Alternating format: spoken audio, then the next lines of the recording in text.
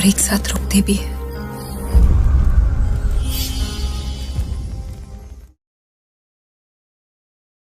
इस शहर को ये हुआ क्या?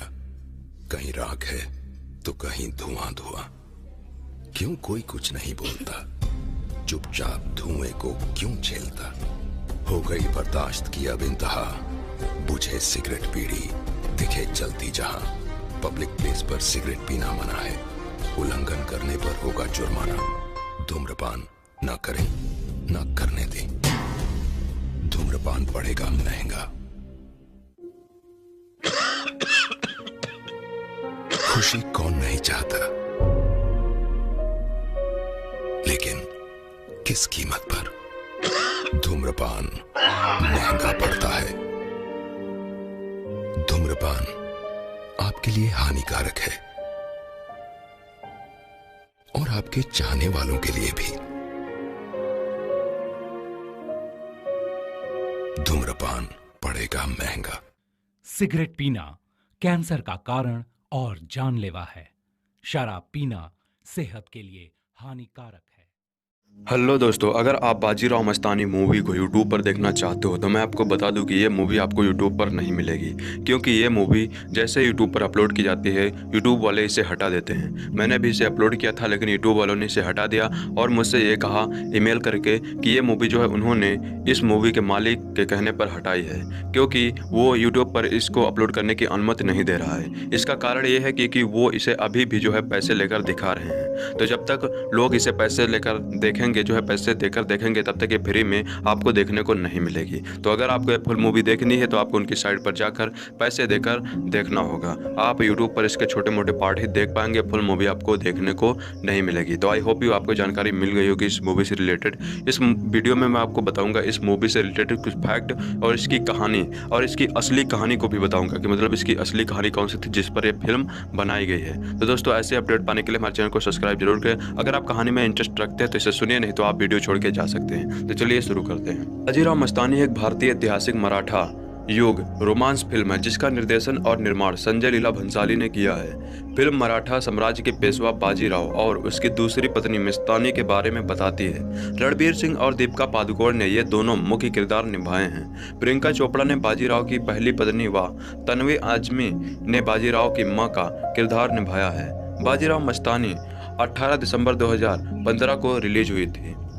इसके निर्देशक है संजय लीला भंसाली। इसके निर्माता हैं रविशंकर कुमार। अभिनेता हैं इसमें रणबीर सिंह, दीपिका पादुकोण, प्रियंका चोपड़ा। इसके संगीतकार हैं जिन्होंने इस जो है मूवी में म्यूजिक दिया हुआ है संजय लीला भंसाली। स्टूडियो इसमें LLB फिल्म्स का था। इसके जो वितरक है इरोस इंटरनेशनल। इसकी यह रिलीज हुई थी 18 दिसंबर 2015 को। भारत में हिंदी भाषा में रिलीज हुई थी। तो चलिए अब पात्र के बारे में बात कर लेते हैं कि किसने किसका रोल निभाया है। तो रणबीर सिंह इसमें बने हुए हैं मराठा साम्राज्य योद्धा बाजीराव बने हुए हैं। प्रियंका चोपड़ा बाजीराव की पहली पत्नी काशीबाई। दीपिका पादुकोण बाजीराव की दूसरी पत्नी मस्तानी बनी हुई हैं। तन्वी आजमी बाजीराव की मां राधाबाई बनी हुई हैं। सुगता खांडेकर बाजीराव की बहन अनुबाई बनी हुई हैं। अनुजा गोखले बाजीराव की बहन भिऊबाई बनी हुई हैं। वैभव तत्वादी चिमाजी अम्पा बाजीराव का छोटा भाई। और अब चलिए बात करते हैं इसकी कहानी के बारे में। तो बाजीराव मस्तानी फिल्म की शुरुआत नए पेशवा बनाने से शुरू होती है। इसके लिए बाजीराव यानी रणबीर सिंह को चुना जाता है। इसके बाद इस खुशी में सभी साम्राज्य के लोग खुशी मनाते हैं। फिर अचानक बुंदेलखंड से मस्तानी यानी दीपिका पादुकोण सहायता के लिए आती हैं और बाजीराव के सैनिकों से लड़कर सीधे बाजीराव से मिलते हैं और उनको मनाकर बुंदेलखंड ले जाती हैं। वहाँ पर प्रतिद्वंदियों से दोनों मिलकर युद्ध करते हैं और वहां पर विजय प्राप्त करते हैं। इसके बाद बाजीराव बुंदेलखंड में होली मनाते हैं। इसी बीच बाजीराव और मस्तानी में प्यार हो जाता है। दूसरे दिन बाजीराव वापस पुणे चले जाते हैं। इसी बीच जाते वक्त बाजीराव मस्तानी को अपनी कटार दे के जाते हैं। इस कारण बुंदेलखंड में कटार से विवाह हो जाता है। इस परंपरा के तहत मस्तानी पुणे जाती है। वहां पर वो बाजीराव की माता राधाबाई यानी तन्वी आजमी से मिलती है। राधाबाई मस्तानी को नहीं चाहती है, इस कारण वो नफरत करने लगती है। इसके बाद चिमाजी अप्पा शनिवार वाड़ा दिखाते हैं तथा इसमें अद्भुत आईना महल भी दिखाते हैं। मस्तानी जब राधाबाई के से रिश्ते को मानने के लिए कहती है तो वो घुंघरू देकर कहते हैं कि अब से तुम्हारा रिश्ता हो गया है। अब से तुम महफिल में नाचोगी। फिर सातारा से छत्रपति साहू का बुलावा आता है, तब बाजीराव वहां जाते हैं। फिर राधाबाई एक नई चाल चलती है और मस्तानी को घुंघरू देकर भेज देती है, लेकिन मस्तानी वहां पहुंचकर घुंघरू छत्रपति साहू के सामने घुंघरू रख देती है। इस कारण पंत प्रतिनिधि यानी आदित्य पंचोली महफिल का अपमान मानते हैं, लेकिन जब छत्रपति साहू को पता चलता है कि वो राजा छत्रसाल की बेटी है तो वो इन्हें वापस जाने के लिए रख देते हैं और बोलते हैं कि तुम्हें क्या चाहिए। तब मस्तानी बोलती है कि मैंने बाजीराव से इश्क किया है, बाजीराव चाहिए। इसके पश्चात मस्तानी बाजीराव की प्रतीक्षा करती है। उस वक्त तूफान आ जाता है और बाजीराव वहां आकर मस्तानी से विवाह कर देता है।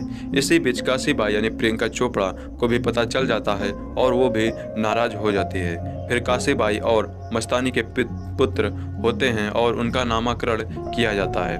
काशीबाई के पुत्र का नाम रघुनाथ रखते हैं, जबकि मस्तानी के पुत्र का नाम शमशेर बहादुर नाम रख देते हैं। इसी बीच बाजीराव और चिमाजी अप्पा के बीच लड़ाई हो जाती है।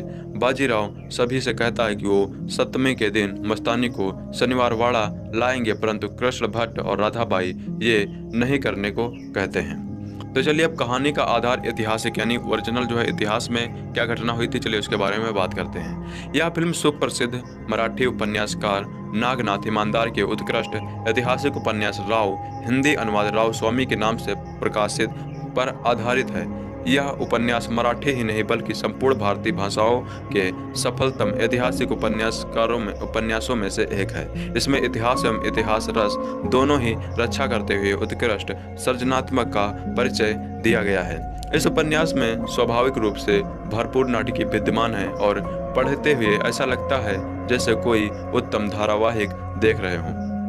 इसके वर्णनात्मक दृश्य भी चलचित्र के दृश्यों की तरह मानस पटल पर अंकित रह जाते हैं। ऐसे उपन्यास पर आधारित होने से फिल्म में अनेक विशेषताएं स्वाभाविक रूप से आ गई हैं। संजय लीला भंसाली जैसे सिद्धहस्त निर्देशक के द्वारा यह कहानी और भी चमक उठी है। फिल्म में पाठ्य रचना से कुछ अंतर आ जाना तो स्वाभाविक ही रहता है, क्योंकि दोनों के माध्यम भिन्न होते हैं, परंतु इस फिल्म में कुछ अंतर जानबूझकर फिल्मी लटकों झटकों के रूप में लाए गए हैं। इसमें इतिहास बोध को धक्का पहुंचा है। आरंभिक दृश्यों में बाजीराव को पेशवा नियुक्त करने वाला दृश्य तो बहुत ही उत्तम एवं उपयुक्त भी है और उपन्यास से बाहर का होते हुए भी ऐतिहासिक एवं इतिहास बोध के सर्वथा अनुरूप है। परंतु जिस दृश्य में काशीबाई की पुरानी सहेली आती है, जिसका पति पेशवा बाजीराव के कारण मारा गया है और इसलिए वह अपने पति की राख वहां छोड़कर एक तरह से साफ देती है, वहां स्पष्ट अंतर आ गया है। उपन्यास में काशीबाई की कुशल गृहिणी के रूप में गरिमामयी उपस्थित है, जबकि फिल्म में काशीबाई को चंचल किशोरी की तरफ उछलते दिखलाकर इतिहास बोध को खंडित कर दिया है। फिल्म यह भी भूल गया है कि जिस काशीबाई का वह ऐसा फिल्मांकन कर रहा है, उसका बेटा नाना साहब जवान हो रहा है और वही उस उत्सव का मुख्य कर्ता धर्ता था। यहाँ काशीबाई पेशवा की पत्नी एक तरह से रानी ना लगकर फिल्म में हीरोइन प्रियंका चोपड़ा ही लगती है। छत्रसाल की सहायता के लिए बाजीराव को मस्तानी के द्वारा सेना सहित ले जाना भी बिल्कुल अनैतिहासिक रूप वाला हो गया है। देखने में बहुत रोचक है, लेकिन मस्तानी के द्वारा ऐसा ना तो हुआ था और ना हो सकता था। इस प्रकार के छोटे मोटे दृश्यों को छोड़ भी दे तब भी दो अच्छा में भोले फिल्मकार ने की हैं। श्रीमंत बाजीराव पेशवा और काशीबाई दोनों को अलग समय में नचवा डाला है। उस युग में और पेशवा परिवार में काशीबाई जैसी स्त्री जो एक तरह से रानी ही थी, यदि नाचती होती तो तर्ककियों को विशेष रूप से रखने की आवश्यकता ही नहीं होती। उसमें भी खास बात यह है कि जिस समय फिल्म में काशीबाई को मस्तानी के साथ नचाया गया है, उन दिनों उसके पैर में बराबर रहने वाला दर्द और भी बढ़ा हुआ था। मस्तानी से काशीबाई की भेंट भी बिल्कुल भिन्न तरीके और फिल्मी लटकों झटकों वाली हो गई है। अतः ऐतिहासिक के साथ रचनात्मक आनंद के लिए तो उक्त उपन्यास ही पढ़ना होगा, परंतु महान बाजीराव पेशवा एवं मस्तानी की अपूर्व प्रेम गाथा एवं दुर्धर्ष जीवन को महाराष्ट्र से बाहर भी जन जन तक पहुंचाने का कार्य इस फिल्म ने प्रबल रूप से किया है। इसके लिए फिल्मकार अवश्य धन्यवाद के पात्र हैं। लगभग सभी कलाकारों का अभिनय भी जीवंत एवं प्रशंसनीय है, जो फिल्म को बार बार देखने के लिए प्रेरित करता है। तो चलिए बात करते हैं इसके निर्माण के बारे में। तो इसमें जो है चुनाव कैसे हुआ था पात्र के लिए, तो वर्ष 2003 में संजय लीला भंसाली ने इस फिल्म के मुख्य किरदार के लिए सलमान खान और ऐश्वर्या राय को चुना था, जो उनकी फिल्म हम दिल दे चुके सनम में भी मुख्य किरदार में थे, पर बाद में उन्हें उन दोनों के बीच हुए मतभेद के कारण बदलना पड़ा। इसके बाद जुलाई 2003 में उन्होंने करीना कपूर और रानी मुखर्जी को बाजीराव की पत्नी के पात्र के लिए चुना। भंसाली जी ने काफी विदकरण के में यह बताया कि वे सलमान खान और करीना कपूर को इसलिए नहीं ले पाए क्योंकि वे पहले ही किसी अन्य फिल्म में कार्य कर रहे हैं। कुछ लोगों ने यह भी अफवाह थी कि अजय देवगन की जगह शाहरुख खान यह किरदार निभाएंगे। इसके अलावा इसमें ऋतिक रोशन और दीपिका पादुकोण, रणबीर सिंह और कैटरीना कैफ के रहने की संभावना थी। जुलाई 2014 में भंसाली जी ने सत्यापित किया कि इस परियोजना में रणबीर सिंह और दीपिका पादुकोण, जो गोलियों की रासलीला रामलीला में भी थे, को इस फिल्म में मुख्य किरदार चुना। साथ ही प्रियंका चोपड़ा भी बाजीराव की पत्नी का किरदार निभाएंगे। भंसाली जी ने दक्षा सेठ को उन्हें तैयार करने की जिम्मेदारी दी।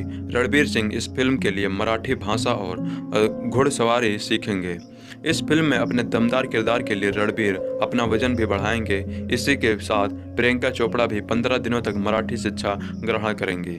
सितंबर 2014 में भंसाली जी ने सत्यापित किया कि तानवी आजमी बाजीराव की मां भी की भूमिका निभाएंगी। इसमें सुखदा खंडकेकर बाजीराव की बहन के किरदार और महेश मांजरेकर मराठा राजा की भूमिका निभाएंगे। जनवरी 2015 में वैभव तत्ववादी बाजीराव के छोटे भाई के किरदार के लिए चुने गए हैं। अब चलिए बात करते हैं फिल्मांकन के बारे में। तो 23 सितंबर 2014 को इस फिल्म को फिल्माना शुरू किया गया।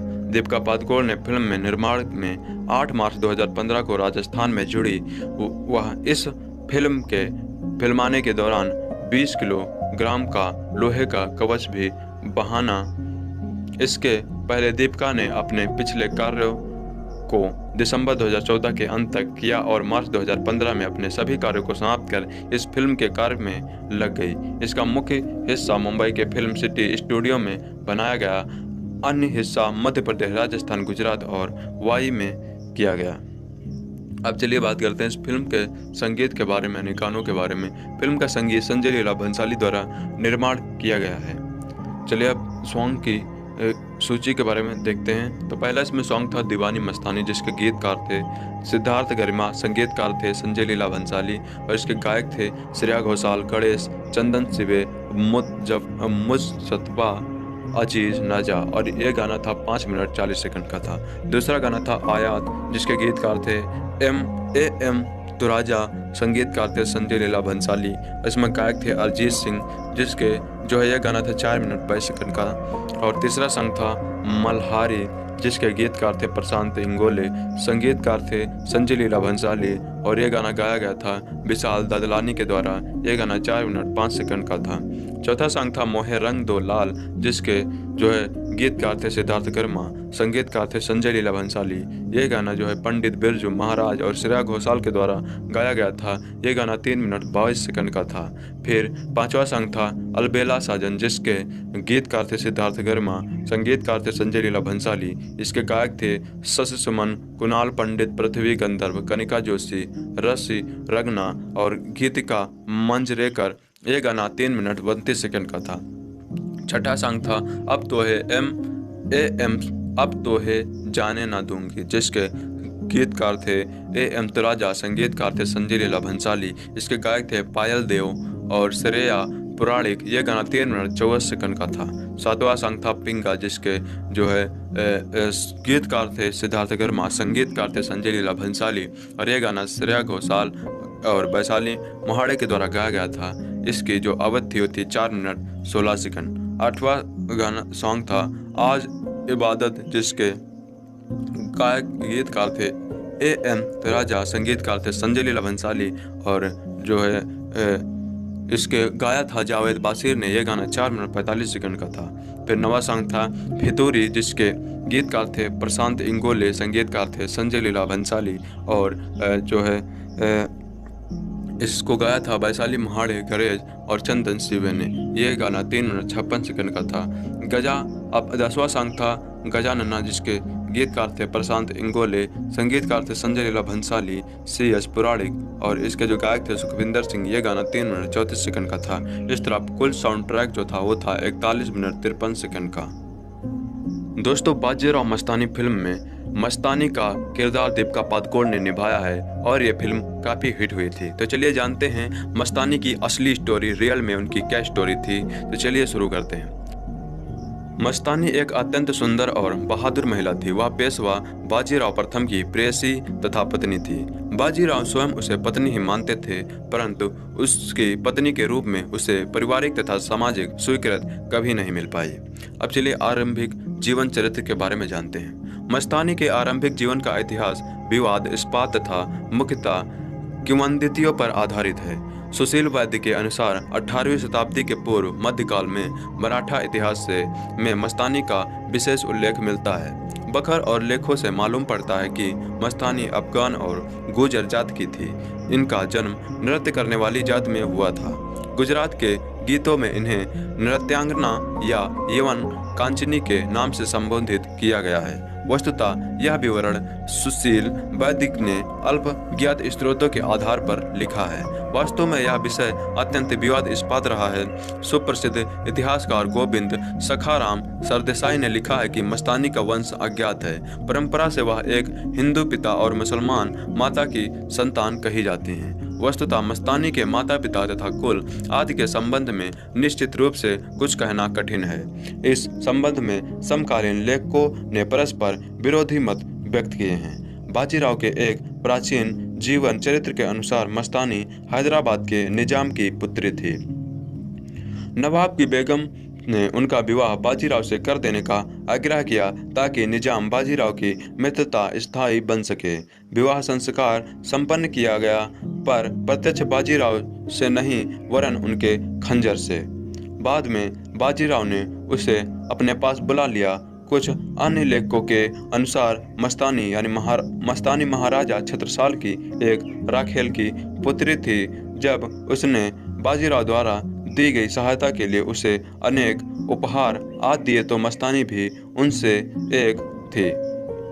कुछ और लेखकों ने केवल इतना ही लिखा है कि वह हिंदू माता और मुस्लिम पिता की पुत्री थी। डॉक्टर भगवान दास गुप्त का भी मानना है कि मस्तानी के प्रारंभिक जीवन के संबंध में कोई भी विश्वसनीय विवरण उपलब्ध नहीं है। अधिकतर यही धारणा प्रचलित है कि छत्रसाल ने ही उसे पेशवा को भेंट किया था। बुंदेलखंडी जनश्रुतियों के अनुसार वह छत्रसाल की मुगलानी उपपत्नी से उत्पन्न कन्या थी।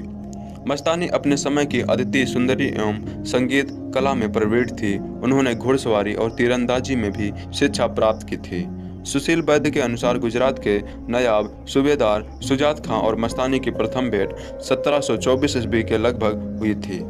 चिमाजी अम्मा ने उसी वर्ष शुरुआत खां पर आक्रमण किया। युद्ध क्षेत्र में ही शुजात खां की मृत्यु हुई। लूटी हुई सामग्री के साथ मस्तानी भी चिमाजी अप्पा को प्राप्त हुई। चिमाजी अप्पा ने उन्हें बाजीराव के पास पहुंचा दिया। तदुपरांत मस्तानी और बाजीराव एक दूसरे के लिए ही जीवित रहे। 1727 ईस्वी में प्रयाग के सूबेदार मोहम्मद खान वंगज ने राजा छत्रसाल यानी बुंदेलखंड पर चढ़ाई की। राजा छत्रसाल ने तुरंत ही पेशवा बाजीराव से सहायता मांगी। बाजीराव अपनी सेना सहित बुंदेलखंड की ओर बढ़े।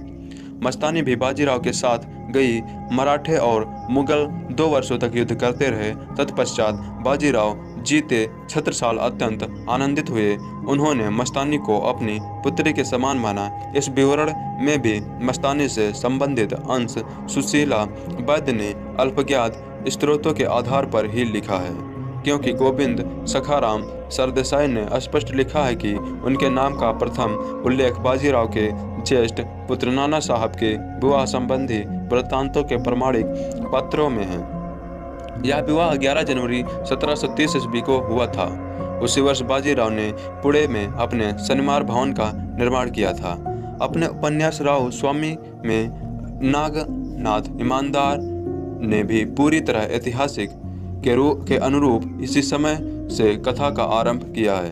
उक्त भवन में भी बाजीराव ने जहां मस्तानी के रहने का प्रबंध किया उसे मस्तानी महल और मस्तानी दरवाजा का नाम दिया गया है।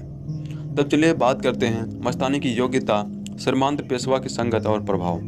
मस्तानी अनिंद सुंदरी थी। वह सुसंस्कृत, कला विज्ञान तथा व्यवहार चतुर थी। वह बाजीराव से अनन्य प्रेम करती थी। वह नृत्य और गायन में तो निपुण थी ही, पर साथ ही कुशल, अश्वारोही तथा शस्त्र विद्या में भी निपुण थी। पेशवा के महल में होने वाले गणेश उत्सव के अवसर पर सार्वजनिक समारोहों में उसका गायन हुआ करता था। वह सैनिक अभियानों में भी बाजीराव के साथ रहती थी। वह घोड़े पर सवार होकर सेना में बाजीराव के साथ चलती थी। बाजीराव उसे इतना प्रेम करता था कि वह उसे एक क्षण के लिए भी अपने से दूर नहीं होने देता था। मस्तानी एक हिंदू पत्नी की तरह रहती थी। मुसलमान होने पर भी वह हिंदू वेशभूषा में ही रहती थी। वह बाजीराव के आराम, उसकी आवश्यकताओं तथा उसके सुख का पूरा ध्यान रखती थी। हिंदू धर्मरक्षक मराठा राज्य के पेशवा का एक मुस्लिम महिला के प्रेम पास में फंसना तत्कालीन समाज कैसे सहन करता है, इसी कारण उसके परिवार के लोग भी उससे रुष्ट रहते थे। उसकी पत्नी काशीबाई भी अपने प्रति उसके उदासीन व्यवहार से बड़ी दुखी रहा करती थी। बाजीराव के विरोधी सरदार उसके तथा मस्तानी के प्रेम का उसके विरुद्ध प्रचार करने में उपयोग कर उसे लोगों की दृष्टि में गिराने का प्रयत्न करते थे। बाजीराव मांस और मदिरा का सेवन करने लगा था। महाराष्ट्र के ब्राह्मण समाज में यह वर्ज्य था। लोगों का कहना था कि मस्तानी के संपर्क का ही यह परिणाम था। ब्राह्मण समुदाय में तो एक प्रकार से बाजीराव को पतित ही।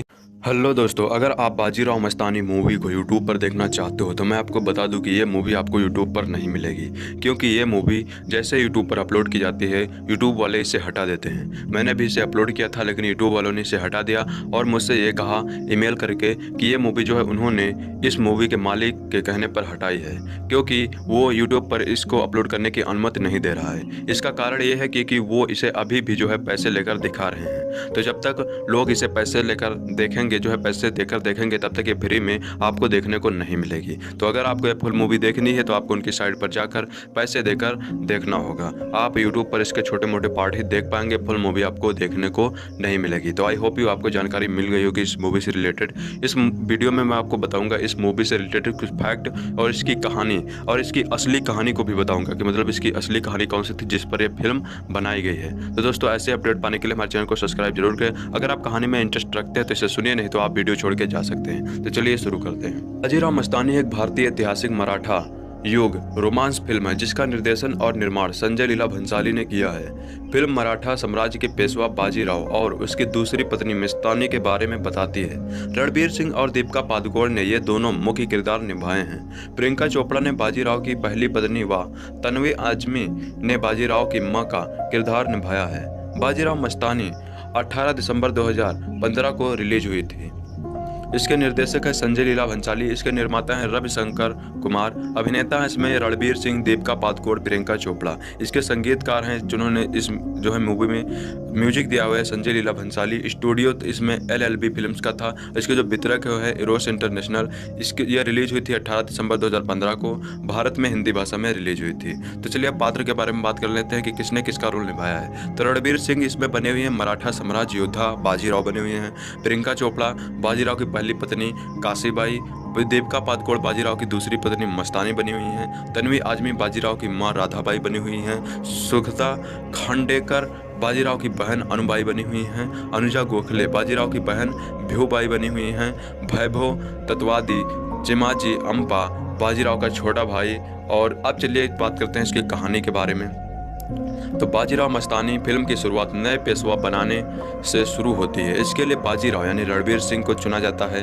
इसके बाद इस खुशी में सभी साम्राज्य के लोग खुशी मनाते हैं। फिर अचानक बुंदेलखंड से मस्तानी यानी दीपिका पादुकोण सहायता के लिए आती हैं और बाजीराव के सैनिकों से लड़कर सीधे बाजीराव से मिलते हैं और उनको मनाकर बुंदेलखंड ले जाती हैं। वहाँ पर प्रतिद्वंदियों से दोनों मिलकर युद्ध करते हैं और वहां पर विजय प्राप्त करते हैं। इसके बाद बाजीराव बुंदेलखंड में होली मनाते हैं। इसी बीच बाजीराव और मस्तानी में प्यार हो जाता है। दूसरे दिन बाजीराव वापस पुणे चले जाते हैं। इसी बीच जाते वक्त बाजीराव मस्तानी को अपनी कटार दे के जाते हैं। इस कारण बुंदेलखंड में कटार से विवाह हो जाता है। इस परंपरा के तहत मस्तानी पुढ़े जाती है। वहाँ पर वो बाजीराव की माता राधाबाई यानी तन्वी आजमी से मिलती है।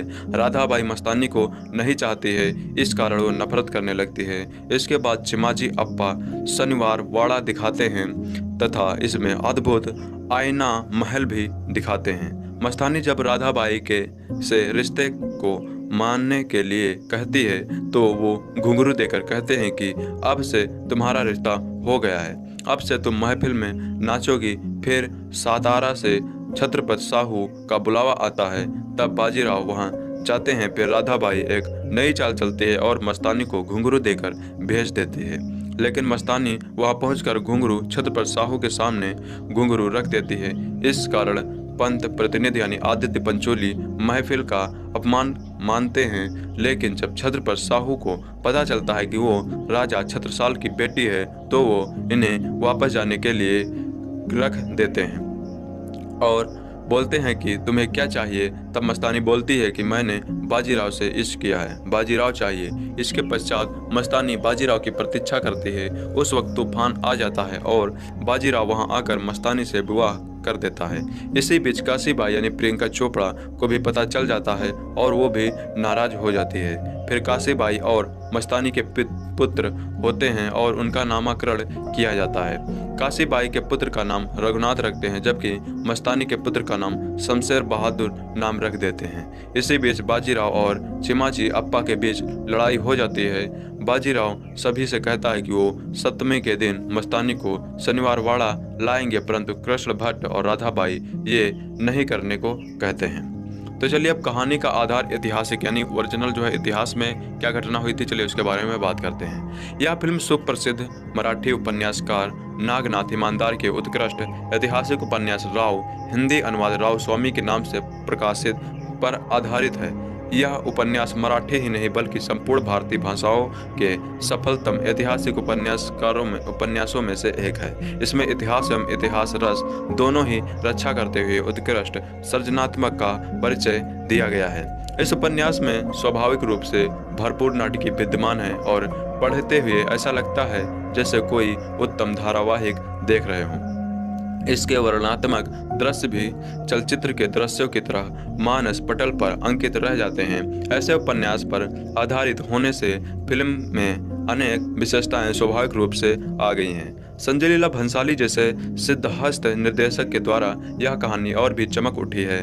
फिल्म में पाठ्य रचना से कुछ अंतर आ जाना तो स्वाभाविक ही रहता है, क्योंकि दोनों के माध्यम भिन्न होते हैं, परंतु इस फिल्म में कुछ अंतर जानबूझकर फिल्मी लटकों झटकों के रूप में लाए गए हैं। इसमें इतिहास बोध को धक्का पहुंचा है। आरंभिक दृश्यों में बाजीराव को पेशवा नियुक्त करने वाला दृश्य तो बहुत ही उत्तम एवं उपयुक्त भी है और उपन्यास से बाहर का होते हुए भी ऐतिहासिक एवं इतिहास बोध के सर्वथा अनुरूप है। परंतु जिस दृश्य में काशीबाई की पुरानी सहेली आती है, जिसका पति पेशवा बाजीराव के कारण मारा गया है और इसलिए वह अपने पति की राख वहां छोड़कर एक तरह से साफ देती है, वहां स्पष्ट अंतर आ गया है। उपन्यास में काशीबाई की कुशल गृहिणी के रूप में गरिमामयी उपस्थित है, जबकि फिल्म में काशीबाई को चंचल किशोरी की तरफ उछलते दिखलाकर इतिहास बोध को खंडित कर दिया है। फिल्म यह भी भूल गया है कि जिस काशीबाई का वह ऐसा फिल्मांकन कर रहा है, उसका बेटा नाना साहब जवान हो रहा है और वही उस उत्सव का मुख्य कर्ता धर्ता था। यहाँ काशीबाई पेशवा की पत्नी एक तरह से रानी ना लगकर फिल्म में हीरोइन प्रियंका चोपड़ा ही लगती है। छत्रसाल की सहायता के लिए बाजीराव को मस्तानी के द्वारा सेना सहित ले जाना भी बिल्कुल अनैतिहासिक रूप वाला हो गया है। देखने में बहुत रोचक है, लेकिन मस्तानी के द्वारा ऐसा ना तो हुआ था और ना हो सकता था। इस प्रकार के छोटे मोटे दृश्यों को छोड़ भी दे तब भी दो अच्छा में भोले फिल्मकार ने की है। श्रीमंत बाजीराव पेशवा और काशीबाई दोनों को अलग समय में नचवा डाला है। उस युग में और पेशवा परिवार में काशीबाई जैसी स्त्री जो एक तरह से रानी ही थी, यदि नाचती होती तो तर्ककियों को विशेष रूप से रखने की आवश्यकता ही नहीं होती। उसमें भी खास बात यह है कि जिस समय फिल्म में काशीबाई को मस्तानी के साथ नचाया गया है, उन दिनों उसके पैर में बराबर रहने वाला दर्द और भी बढ़ा हुआ था।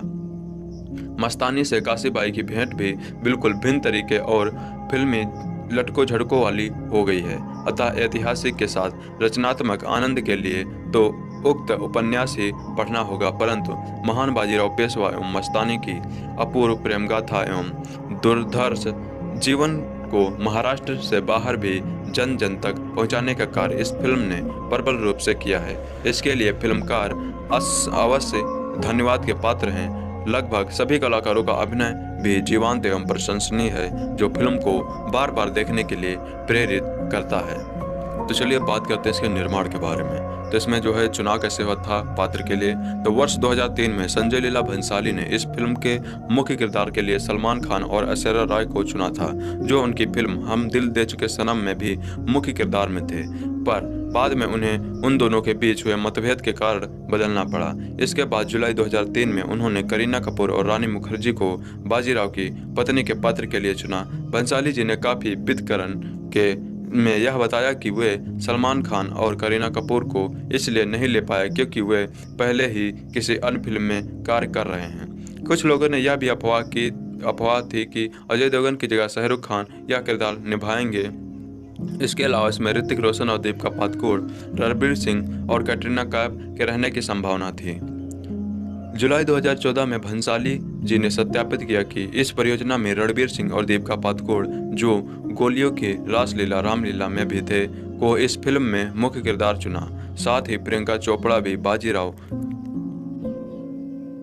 की पत्नी का किरदार निभाएंगे। भंसाली जी ने दक्षा सेठ को उन्हें तैयार करने की जिम्मेदारी दी। रणबीर सिंह इस फिल्म के लिए मराठी भाषा और घुड़सवारी सीखेंगे।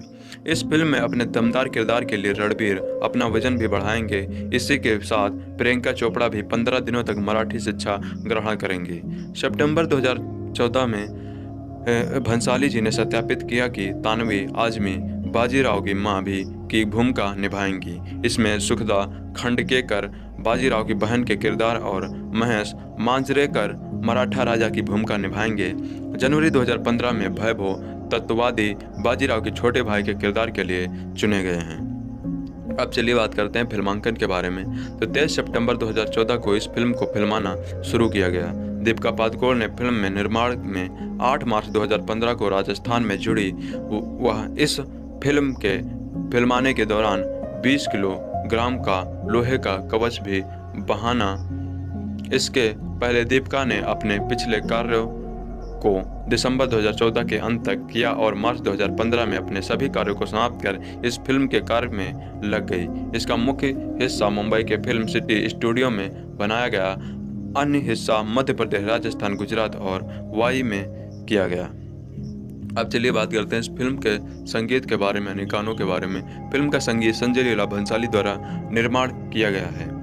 चलिए अब सॉन्ग की सूची के बारे में देखते हैं। तो पहला इसमें सॉन्ग था दीवानी मस्तानी, जिसके गीतकार थे सिद्धार्थ गरिमा, संगीतकार थे संजय लीला भंसाली और इसके गायक थे श्रेया घोषाल, गणेश, चंदन सिवे, मुजतबा, अजीज नजा, और ये गाना था 5 मिनट 40 सेकंड का था। दूसरा गाना था आयात, जिसके गीतकार थे एम तुराजा, संगीतकार थे संजय लीला भंसाली।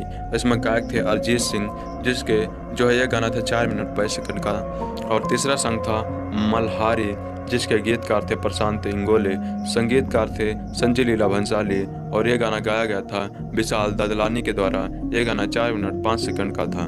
चौथा सॉन्ग था मोहे रंग दो लाल, जिसके जो है गीतकार थे सिद्धार्थ गर्मा, संगीतकार थे संजय लीला भंसाली। ये गाना जो है पंडित बिरजू महाराज और श्रेया घोषाल के द्वारा गाया गया था। ये गाना 3 मिनट 22 सेकंड का था। फिर पांचवा सॉन्ग था अलबेला साजन, जिसके गीतकार थे सिद्धार्थ गर्मा, संगीतकार थे संजय लीला भंसाली। इसके गायक थे शशि सुमन, कुणाल पंडित, पृथ्वी गंधर्व, कनिका जोशी, रसी रगना और गीतिका मंजरेकर। ये गाना 3 मिनट 32 सेकंड का था। छठा सॉन्ग था अब तो है अब तो है जाने ना दूंगी, जिसके गीतकार थे एम तुराजा, संगीतकार थे संजय लीला भंसाली। इसके गायक थे पायल देव और श्रेया पुराणिक। यह गाना 3 मिनट 24 सेकंड का था। सातवां सॉन्ग था पिंगा, जिसके जो है गीतकार थे सिद्धार्थ गर्मा, संगीतकार थे संजय लीला भंसाली और यह गाना श्रेया घोषाल और वैशाली महाड़े के द्वारा गाया गया था। इसकी जो अवधि थी वो थी 4 मिनट 16 सेकंड। 8वां गाना सॉन्ग था आज इबादत, जिसके गायक गीतकार थे AM राजा, संगीतकार थे संजय लीला भंसाली और जो है इसके गाया था जावेद बासिर ने। यह गाना 4 मिनट 45 सेकंड का था। फिर 9वां सॉन्ग था फितूरी, जिसके गीतकार थे प्रशांत इंगोले, संगीतकार थे संजय लीला भंसाली और जो है इसको गाया था वैशाली महाड़े, गणेश और चंदन शिवे ने। यह गाना 3 मिनट 56 सेकंड का था। गजा अब 10वां सॉन्ग था गजानना, जिसके गीतकार थे प्रशांत इंगोले, संगीतकार थे संजय लीला भंसाली, CS पुराणिक और इसके जो गायक थे सुखविंदर सिंह। ये गाना 3 मिनट 34 सेकंड का था। इस तरह कुल साउंड ट्रैक जो था वो था 41 मिनट 53 सेकंड का। दोस्तों, बाजीराव मस्तानी फिल्म में मस्तानी का किरदार दीपिका पादुकोण ने निभाया है और ये फिल्म काफ़ी हिट हुई थी। तो चलिए जानते हैं मस्तानी की असली स्टोरी, रियल में उनकी क्या स्टोरी थी। तो चलिए शुरू करते हैं। मस्तानी एक अत्यंत सुंदर और बहादुर महिला थी। वह पेशवा बाजीराव प्रथम की प्रेयसी तथा पत्नी थी। बाजीराव स्वयं उसे पत्नी ही मानते थे, परंतु उसकी पत्नी के रूप में उसे पारिवारिक तथा सामाजिक स्वीकृति कभी नहीं मिल पाई। अब चलिए आरंभिक जीवन चरित्र के बारे में जानते हैं। मस्तानी के आरंभिक जीवन का इतिहास विवाद, इस्पात तथा मुख्यतः किंवदंतियों पर आधारित है। सुशील वैद्य के अनुसार 18वीं शताब्दी के पूर्व मध्यकाल में मराठा इतिहास में मस्तानी का विशेष उल्लेख मिलता है। बखर और लेखों से मालूम पड़ता है कि मस्तानी अफगान और गुर्जर जात की थी। इनका जन्म नृत्य करने वाली जात में हुआ था। गुजरात के गीतों में इन्हें नृत्यांगना या यवन कांचनी के नाम से संबोधित किया गया है। वस्तुतः यह विवरण सुशील वैद्य ने अल्प ज्ञात स्रोतों के आधार पर लिखा है। वास्तव में यह विषय अत्यंत विवादास्पद रहा है। सुप्रसिद्ध इतिहासकार गोविंद सखाराम सरदेसाई ने लिखा है कि मस्तानी का वंश अज्ञात है। परंपरा से वह एक हिंदू पिता और मुसलमान माता की संतान कही जाती हैं। वस्तुतः मस्तानी के माता पिता तथा कुल आदि के संबंध में निश्चित रूप से कुछ कहना कठिन है।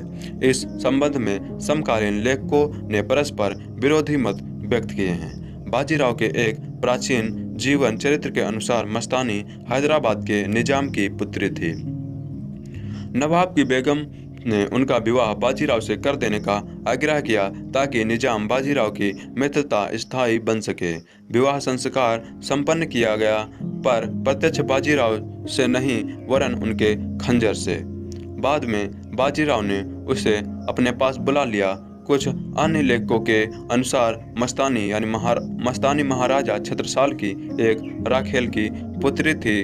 जब उसने बाजीराव द्वारा दी गई सहायता के लिए उसे अनेक उपहार आदि दिए तो मस्तानी भी उनसे एक थी।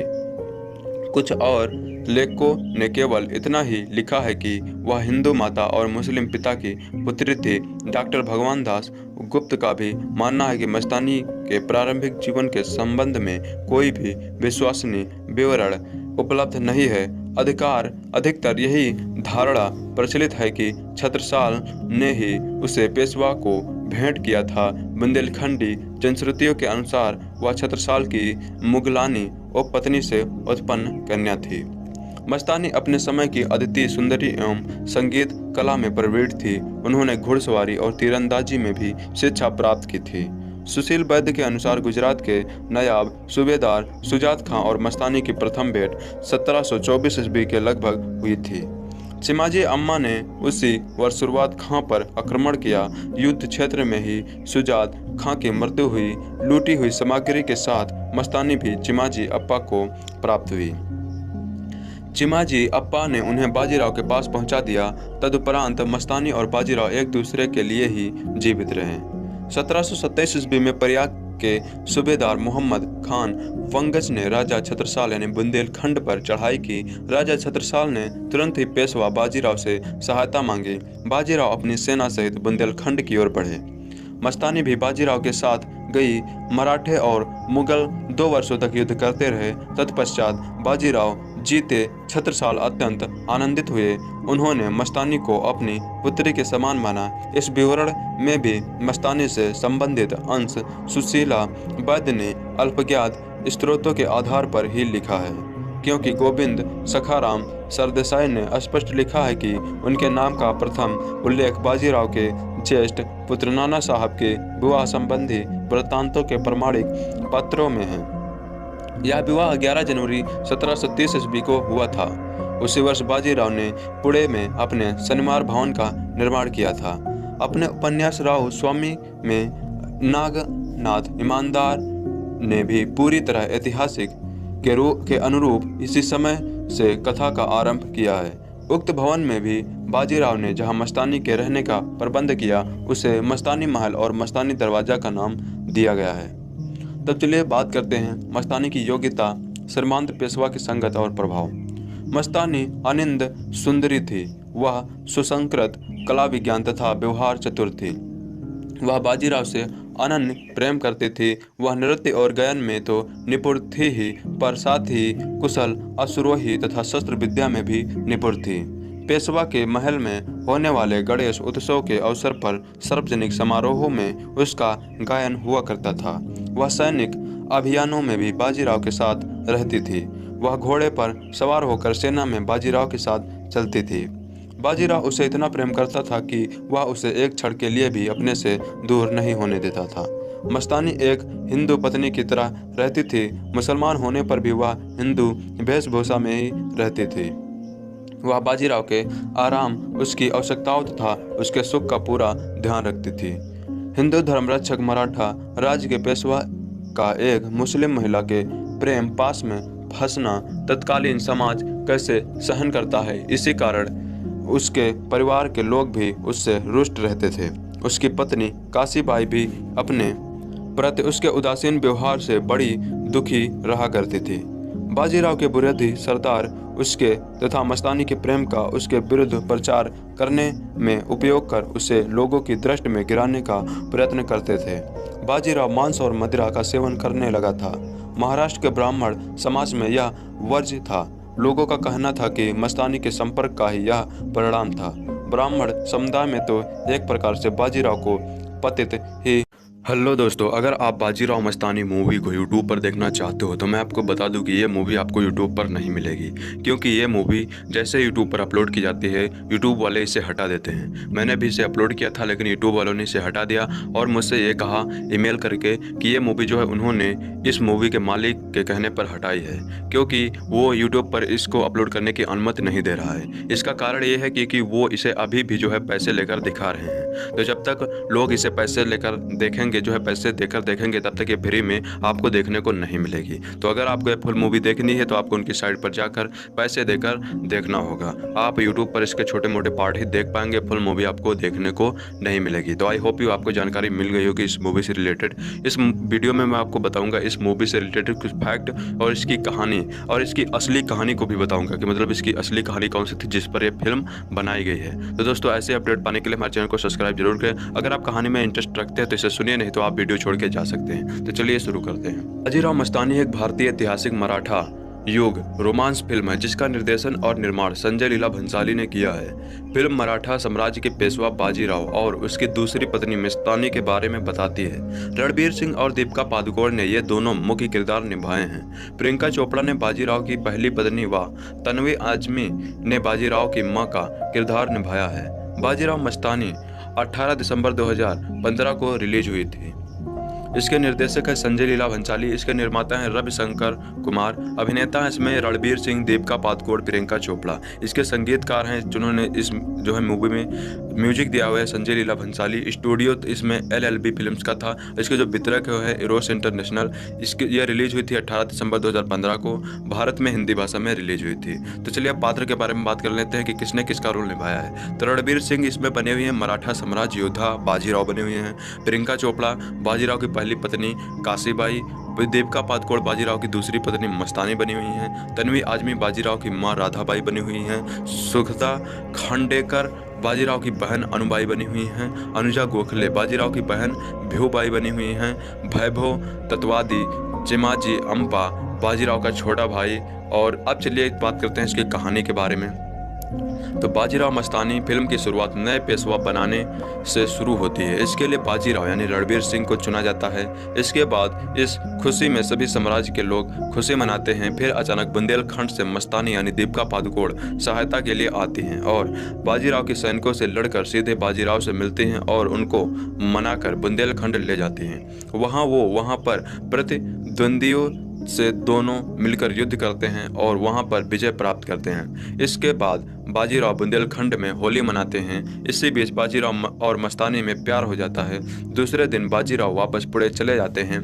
इसी बीच जाते वक्त बाजीराव मस्तानी को अपनी कटार दे के जाते हैं। इस कारण बुंदेलखंड में कटार से विवाह हो जाता है।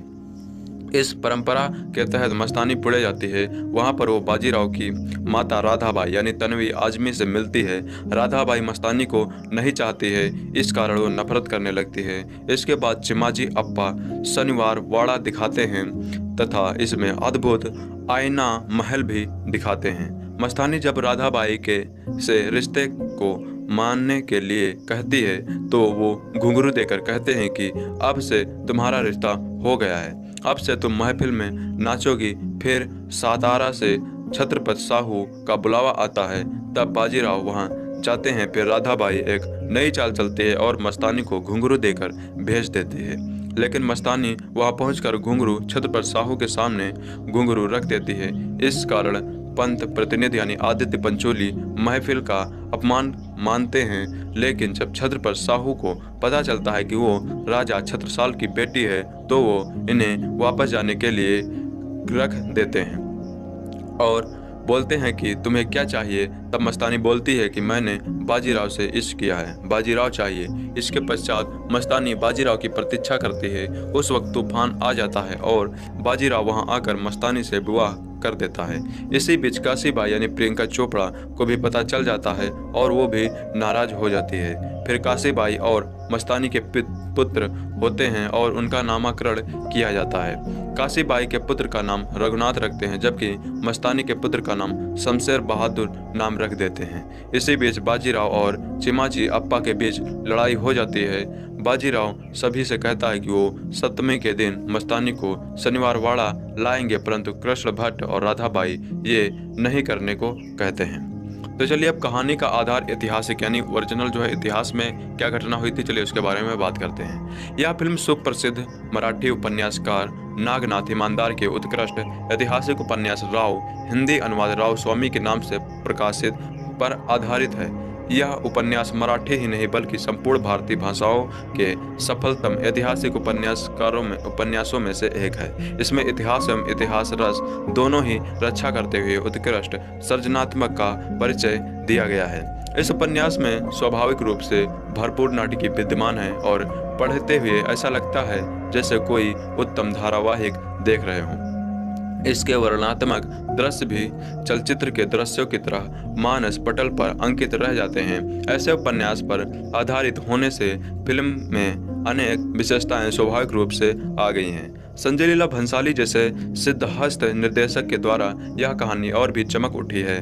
फिल्म में पाठ्य रचना से कुछ अंतर आ जाना तो स्वाभाविक ही रहता है, क्योंकि दोनों के माध्यम भिन्न होते हैं, परंतु इस फिल्म में कुछ अंतर जानबूझकर फिल्मी लटकों झटकों के रूप में लाए गए हैं। इसमें इतिहास बोध को धक्का पहुंचा है। आरंभिक दृश्यों में बाजीराव को पेशवा नियुक्त करने वाला दृश्य तो बहुत ही उत्तम एवं उपयुक्त भी है और उपन्यास से बाहर का होते हुए भी ऐतिहासिक एवं इतिहास बोध के सर्वथा अनुरूप है। परंतु जिस दृश्य में काशीबाई की पुरानी सहेली आती है, जिसका पति पेशवा बाजीराव के कारण मारा गया है और इसलिए वह अपने पति की राख वहां छोड़कर एक तरह से साफ देती है, वहां स्पष्ट अंतर आ गया है। उपन्यास में काशीबाई की कुशल गृहिणी के रूप में गरिमामयी उपस्थित है, जबकि फिल्म में काशीबाई को चंचल किशोरी की तरफ उछलते दिखलाकर इतिहास बोध को खंडित कर दिया है।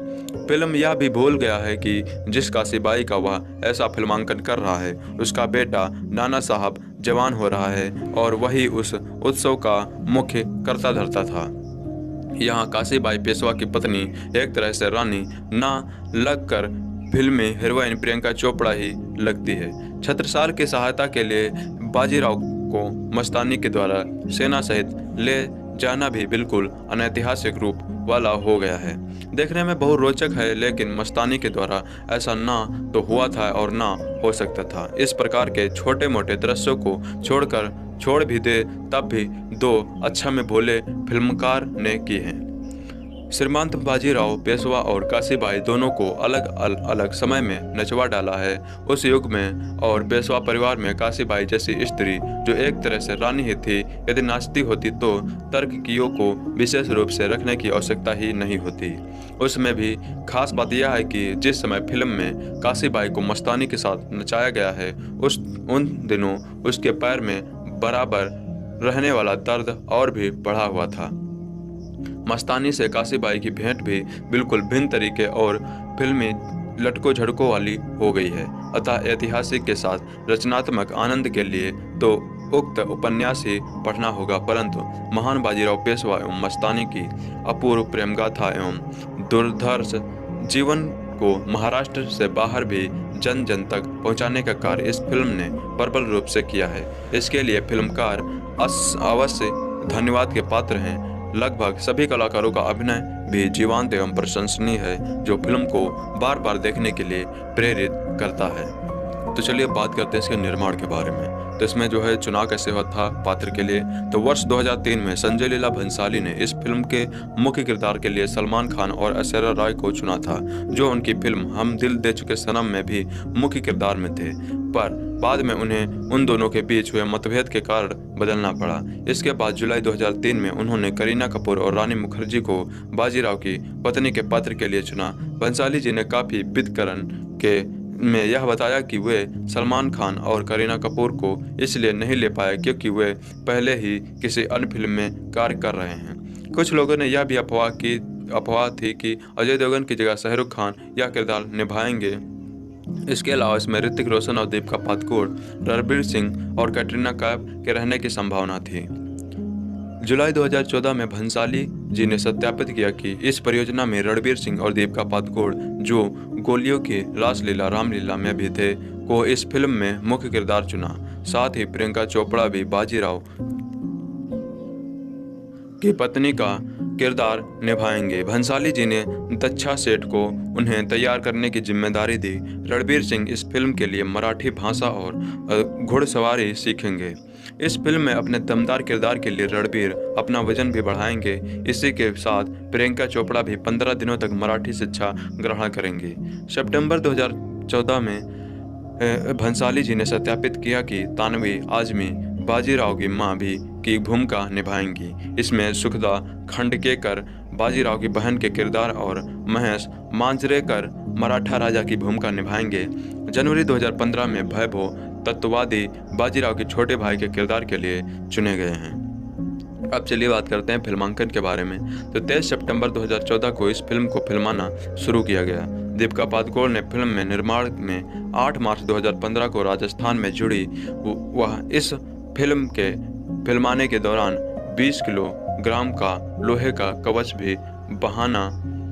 इसके पहले दीपिका ने अपने पिछले कार्यों को दिसंबर 2014 के अंत तक किया और मार्च 2015 में अपने सभी कार्यों को समाप्त कर इस फिल्म के कार्य में लग गई। इसका मुख्य हिस्सा मुंबई के फिल्म सिटी स्टूडियो में बनाया गया, अन्य हिस्सा मध्य प्रदेश, राजस्थान, गुजरात और वाई में किया गया। अब चलिए बात करते हैं इस फिल्म के संगीत के बारे में, यानी गानों के बारे में। फिल्म का संगीत संजय लीला भंसाली द्वारा निर्माण किया गया है। चलिए अब सॉन्ग की सूची के बारे में देखते हैं। तो पहला इसमें सॉन्ग था दीवानी मस्तानी, जिसके गीतकार थे सिद्धार्थ गरिमा, संगीतकार थे संजय लीला भंसाली और इसके गायक थे श्रेया घोषाल, गणेश, चंदन सिवे, मुस्तफा अजीज नाजा, और ये गाना था 5 मिनट 40 सेकंड का था। दूसरा गाना था आयात, जिसके गीतकार थे एम तुराजा, संगीतकार थे संजय लीला भंसाली। इसमें गायक थे अरिजीत सिंह, जिसके जो है यह गाना था 4 मिनट 22 सेकंड का। और तीसरा सॉन्ग था मल्हारी, जिसके गीतकार थे प्रशांत इंगोले, संगीतकार थे संजय लीला भंसाली और ये गाना गाया गया था विशाल दादलानी के द्वारा। ये गाना 4 मिनट 5 सेकंड का था। चौथा सॉन्ग था मोहे रंग दो लाल, जिसके जो है गीतकार थे सिद्धार्थ वर्मा, संगीतकार थे संजय लीला भंसाली। ये गाना जो है पंडित बिरजू महाराज और श्रेया घोषाल के द्वारा गाया गया था। ये गाना 3 मिनट 22 सेकंड का था।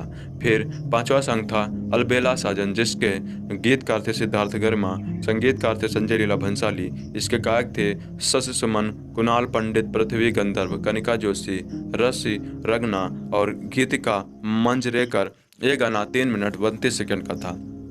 छठा सॉन्ग था अब तो है एम अब तो है जाने ना दूंगी, जिसके गीतकार थे AM तराजा, संगीतकार थे संजय लीला भंसाली। इसके गायक थे पायल देव और श्रेया पुराणिक। ये गाना 3 मिनट 24 सेकंड का था। सातवां सॉन्ग था पिंगा, जिसके जो है गीतकार थे सिद्धार्थ वर्मा, संगीतकार थे संजय लीला भंसाली और ये गाना श्रेया घोषाल और वैशाली मोहाड़े के द्वारा गाया गया था। इसकी जो अवधि थी 4 मिनट 16 सेकंड। आठवां गाना सॉन्ग था आज इबादत, जिसके गायक गीतकार थे AM तराजा, संगीतकार थे संजय लीला भंसाली और जो है इसके गाया था जावेद बासिर ने। यह गाना 4 मिनट 45 सेकंड का था। फिर नवा सॉन्ग था फितूरी, जिसके गीतकार थे प्रशांत इंगोले, संगीतकार थे संजय लीला भंसाली और जो है इसको गाया था वैशाली महाड़े गरेज और चंदन शिवे ने। यह गाना 3 मिनट 56 सेकंड का था। गजा अब 10वां सॉन्ग था गजानना, जिसके गीतकार थे प्रशांत इंगोले, संगीतकार थे संजय लीला भंसाली, CS पुराणिक और इसके जो गायक थे सुखविंदर सिंह। ये गाना 3 मिनट 34 सेकंड का था। इस तरह कुल साउंड ट्रैक जो था वो था 41 मिनट 53 सेकंड का। दोस्तों, बाजीराव मस्तानी फिल्म में मस्तानी का किरदार दीपिका पादुकोण ने निभाया है और ये फिल्म काफ़ी हिट हुई थी। तो चलिए जानते हैं मस्तानी की असली स्टोरी, रियल में उनकी क्या स्टोरी थी। तो चलिए शुरू करते हैं। मस्तानी एक अत्यंत सुंदर और बहादुर महिला थी। वह पेशवा बाजीराव प्रथम की प्रेयसी तथा पत्नी थी। बाजीराव स्वयं उसे पत्नी ही मानते थे, परंतु उसकी पत्नी के रूप में उसे पारिवारिक तथा सामाजिक स्वीकृति कभी नहीं मिल पाई। अब चलिए आरंभिक जीवन चरित्र के बारे में जानते हैं। मस्तानी के आरंभिक जीवन का इतिहास विवाद, इस्पात तथा मुख्यतः किंवदंतियों पर आधारित है। सुशील वैद्य के अनुसार 18वीं शताब्दी के पूर्व मध्यकाल में मराठा इतिहास में मस्तानी का विशेष उल्लेख मिलता है। बखर और लेखों से मालूम पड़ता है कि मस्तानी अफगान और गुर्जर जात की थी। इनका जन्म नृत्य करने वाली जात में हुआ था। गुजरात के गीतों में इन्हें नृत्यांगना या यवन कांचनी के नाम से संबोधित किया गया है। वस्तुतः यह विवरण सुशील वैद्य ने अल्प ज्ञात स्रोतों के आधार पर लिखा है। वास्तव में यह विषय अत्यंत विवादास्पद रहा है। सुप्रसिद्ध इतिहासकार गोविंद सखाराम सरदेसाई ने लिखा है कि मस्तानी का वंश अज्ञात है। परंपरा से वह एक हिंदू पिता और मुसलमान माता की संतान कही जाती हैं। वस्तुतः मस्तानी के माता पिता तथा कुल आदि के संबंध में निश्चित रूप से कुछ कहना कठिन है। इस संबंध में समकालीन लेखकों ने परस्पर विरोधी मत व्यक्त किए हैं। बाजीराव के एक प्राचीन जीवन चरित्र के अनुसार मस्तानी हैदराबाद के निजाम की पुत्री थी। नवाब की बेगम ने उनका विवाह बाजीराव से कर देने का आग्रह किया ताकि निजाम बाजीराव की मित्रता स्थायी बन सके। विवाह संस्कार संपन्न किया गया, पर प्रत्यक्ष बाजीराव से नहीं वरन उनके खंजर से। बाद में बाजीराव ने उसे अपने पास बुला लिया। कुछ अन्य लेखकों के अनुसार मस्तानी महाराजा छत्रसाल की एक राखेल की पुत्री थी। जब उसने बाजीराव द्वारा दी गई सहायता के लिए उसे अनेक उपहार आदि दिए तो मस्तानी भी उनसे एक थी। कुछ और लेखकों ने केवल इतना ही लिखा है कि वह हिंदू माता और मुस्लिम पिता की पुत्री थी। डॉक्टर भगवान दास गुप्त का भी मानना है कि मस्तानी के प्रारंभिक जीवन के संबंध में कोई भी विश्वसनीय विवरण उपलब्ध नहीं है। अधिकतर यही धारणा प्रचलित है कि छत्रसाल ने ही उसे पेशवा को भेंट किया था। बुंदेलखंडी जनश्रुतियों के अनुसार वह छत्रसाल की मुगलानी उपपत्नी से उत्पन्न कन्या थी। मस्तानी अपने समय की अद्वितीय सुंदरी एवं संगीत कला में प्रवीण थी। उन्होंने घुड़सवारी और तीरंदाजी में भी शिक्षा प्राप्त की थी। सुशील वैद्य के अनुसार गुजरात के नायाब सूबेदार सुजात खां और मस्तानी की प्रथम भेंट 1724 ईस्वी के लगभग हुई थी। चिमाजी अम्मा ने उसी वर्ष शुरुआत खां पर आक्रमण किया। युद्ध क्षेत्र में ही सुजात खां की मृत्यु हुई। लूटी हुई सामग्री के साथ मस्तानी भी चिमाजी अप्पा को प्राप्त हुई। चिमाजी अप्पा ने उन्हें बाजीराव के पास पहुंचा दिया। तदुपरांत मस्तानी और बाजीराव एक दूसरे के लिए ही जीवित रहे। 1727 ईस्वी में प्रयाग के सूबेदार मोहम्मद खान फंगस ने राजा छत्रसाल यानी बुंदेलखंड पर चढ़ाई की। राजा छत्रसाल ने तुरंत ही पेशवा बाजीराव से सहायता मांगी। बाजीराव अपनी सेना सहित बुंदेलखंड की ओर बढ़े। मस्तानी भी बाजीराव के साथ गई। मराठे और मुगल 2 वर्षों तक युद्ध करते रहे। तत्पश्चात बाजीराव जीते छत्रसाल अत्यंत आनंदित हुए। उन्होंने मस्तानी को अपनी पुत्री के समान माना। इस विवरण में भी मस्तानी से संबंधित अंश सुशीला वैद्य ने अल्पज्ञात स्रोतों के आधार पर ही लिखा है, क्योंकि गोविंद सखाराम सरदेसाई ने स्पष्ट लिखा है कि उनके नाम का प्रथम उल्लेख बाजीराव के ज्येष्ठ पुत्र नाना साहब के विवाह संबंधी वृत्तांतों के प्रमाणिक पत्रों में है। यह विवाह 11 जनवरी 1730 ईस्वी को हुआ था। उसी वर्ष बाजीराव ने पुणे में अपने शनिवार भवन का निर्माण किया था। अपने उपन्यास राव स्वामी में नागनाथ ईमानदार ने भी पूरी तरह ऐतिहासिक के अनुरूप इसी समय से कथा का आरंभ किया है। उक्त भवन में भी बाजीराव ने जहां मस्तानी के रहने का प्रबंध किया, उसे मस्तानी महल और मस्तानी दरवाजा का नाम दिया गया है। तब चलिए बात करते हैं मस्तानी की योग्यता, श्रीमंत पेशवा की संगत और प्रभाव। मस्तानी अनिंद सुंदरी थी। वह सुसंस्कृत, कला विज्ञान तथा व्यवहार चतुर थी। वह बाजीराव से अनन्य प्रेम करती थी। वह नृत्य और गायन में तो निपुण थी ही, पर साथ ही कुशल अश्वारोही तथा शस्त्र विद्या में भी निपुण थी। पेशवा के महल में होने वाले गणेश उत्सव के अवसर पर सार्वजनिक समारोहों में उसका गायन हुआ करता था। वह सैनिक अभियानों में भी बाजीराव के साथ रहती थी। वह घोड़े पर सवार होकर सेना में बाजीराव के साथ चलती थी। बाजीराव उसे इतना प्रेम करता था कि वह उसे एक क्षण के लिए भी अपने से दूर नहीं होने देता था। मस्तानी एक हिंदू पत्नी की तरह रहती थी। मुसलमान होने पर भी वह हिंदू वेशभूषा में ही रहती थी। वह बाजीराव के आराम, उसकी आवश्यकताओं तथा उसके सुख का पूरा ध्यान रखती थी। हिंदू धर्मरक्षक मराठा राज्य के पेशवा का एक मुस्लिम महिला के प्रेम पास में फंसना तत्कालीन समाज कैसे सहन करता है, इसी कारण उसके परिवार के लोग भी उससे रुष्ट रहते थे। उसकी पत्नी काशीबाई भी अपने प्रति उसके उदासीन व्यवहार से बड़ी दुखी रहा करती थी। बाजीराव के विरोधी सरदार उसके तथा मस्तानी के प्रेम का उसके विरुद्ध प्रचार करने में उपयोग कर उसे लोगों की दृष्टि में गिराने का प्रयत्न करते थे। बाजीराव मांस और मदिरा का सेवन करने लगा था। महाराष्ट्र के ब्राह्मण समाज में यह वर्ज्य था। लोगों का कहना था कि मस्तानी के संपर्क का ही यह परिणाम था। ब्राह्मण समुदाय में तो एक प्रकार से बाजीराव को पतित ही। हेलो दोस्तों, अगर आप बाजीराव मस्तानी मूवी को यूट्यूब पर देखना चाहते हो तो मैं आपको बता दूं कि ये मूवी आपको यूट्यूब पर नहीं मिलेगी, क्योंकि ये मूवी जैसे यूट्यूब पर अपलोड की जाती है यूट्यूब वाले इसे हटा देते हैं। मैंने भी इसे अपलोड किया था, लेकिन यूट्यूब वालों ने इसे हटा दिया और मुझसे ये कहा ईमेल करके कि ये मूवी जो है उन्होंने इस मूवी के मालिक के कहने पर हटाई है, क्योंकि वो यूट्यूब पर इसको अपलोड करने की अनुमति नहीं दे रहा है। इसका कारण ये है कि वो इसे अभी भी जो है पैसे लेकर दिखा रहे हैं। तो जब तक लोग इसे पैसे लेकर देखेंगे, जो है पैसे देकर देखेंगे, तब तक ये फ्री में आपको देखने को नहीं मिलेगी। तो अगर आपको ये फुल मूवी देखनी है तो आपको उनकी साइट पर जाकर पैसे देकर देखना होगा। आप यूट्यूब पर इसके छोटे मोटे पार्ट ही देख पाएंगे, फुल मूवी आपको देखने को नहीं मिलेगी। तो आई होप यू आपको जानकारी मिल गई होगी इस मूवी से रिलेटेड। इस वीडियो में मैं आपको बताऊंगा इस मूवी से रिलेटेड कुछ फैक्ट और इसकी कहानी और इसकी असली कहानी को भी बताऊंगा कि मतलब इसकी असली कहानी कौन सी थी जिस पर यह फिल्म बनाई गई है। तो दोस्तों, ऐसे अपडेट पाने के लिए हमारे चैनल को सब्सक्राइब जरूर करें। अगर आप कहानी में इंटरेस्ट रखते हैं तो इसे सुनिए, नहीं तो आप वीडियो छोड़ के जा सकते हैं। तो चलिए शुरू करते हैं। बाजीराव मस्तानी एक भारतीय ऐतिहासिक मराठा युग रोमांस फिल्म है जिसका निर्देशन और निर्माण संजय लीला भंसाली ने किया है। फिल्म मराठा साम्राज्य के पेशवा बाजीराव और उसकी दूसरी पत्नी मस्तानी के बारे में बताती है। रणबीर सिंह और दीपिका पादुकोण ने ये दोनों मुख्य किरदार निभाए हैं। प्रियंका चोपड़ा ने बाजीराव की पहली पत्नी व तन्वी आजमी ने बाजीराव की मां का किरदार निभाया है। बाजीराव मस्तानी 18 दिसंबर 2015 को रिलीज हुई थी।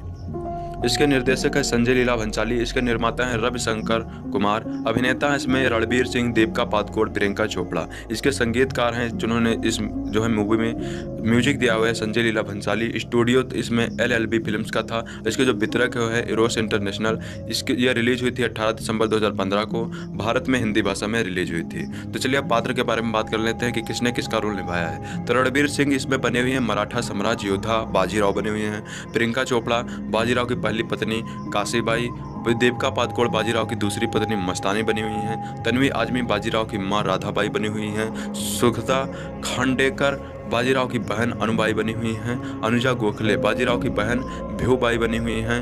वैभव तत्वादी चिमाजी अम्पा बाजीराव का छोटा भाई। और अब चलिए बात करते हैं इसकी कहानी के बारे में। तो बाजीराव मस्तानी फिल्म की शुरुआत नए पेशवा बनाने से शुरू होती है। इसके लिए बाजीराव यानी रणबीर सिंह को चुना जाता है।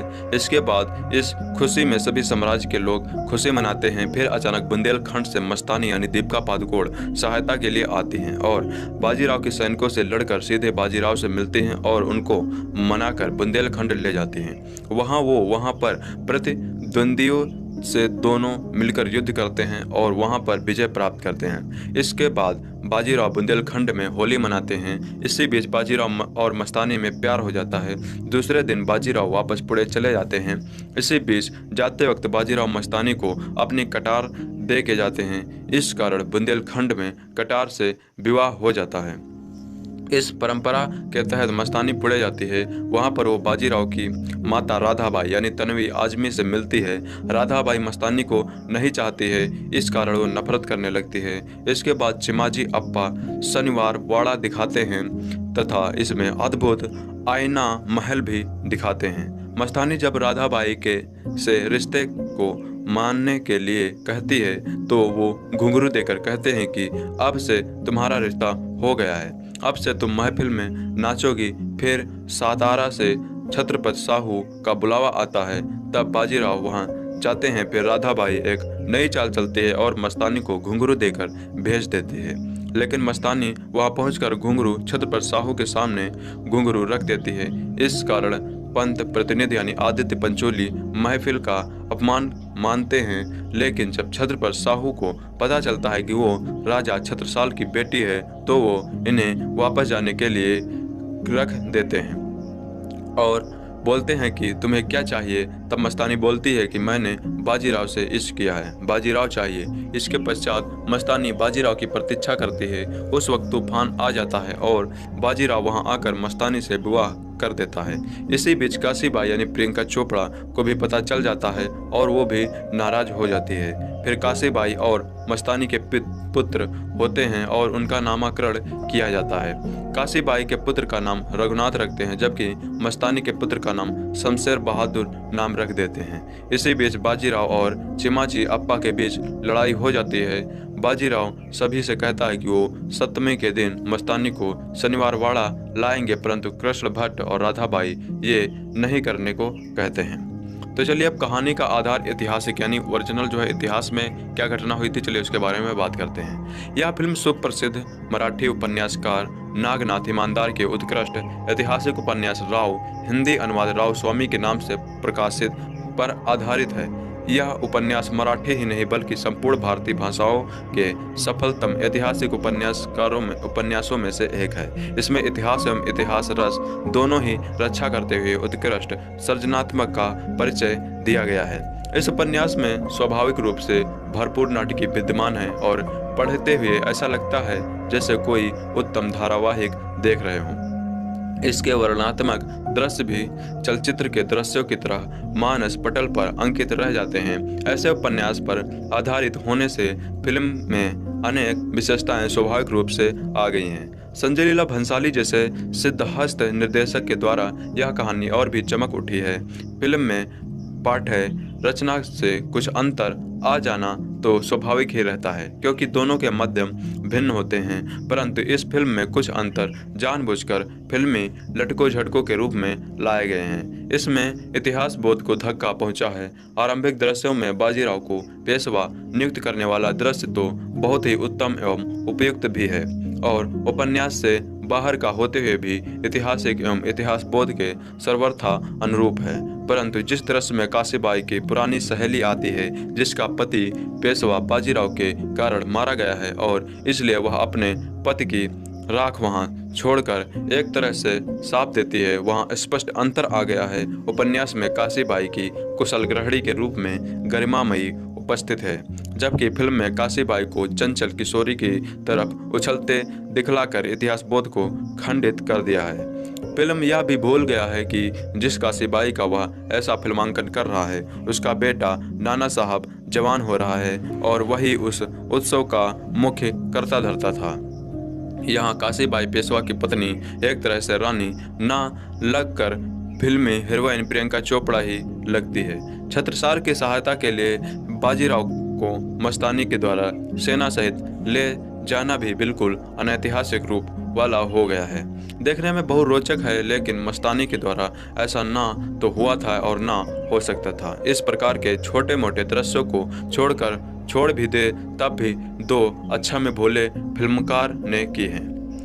श्रीमंत बाजीराव पेशवा और काशीबाई दोनों को अलग समय में नचवा डाला है। उस युग में और पेशवा परिवार में काशीबाई जैसी स्त्री जो एक तरह से रानी ही थी, यदि नाचती होती तो तर्ककियों को विशेष रूप से रखने की आवश्यकता ही नहीं होती।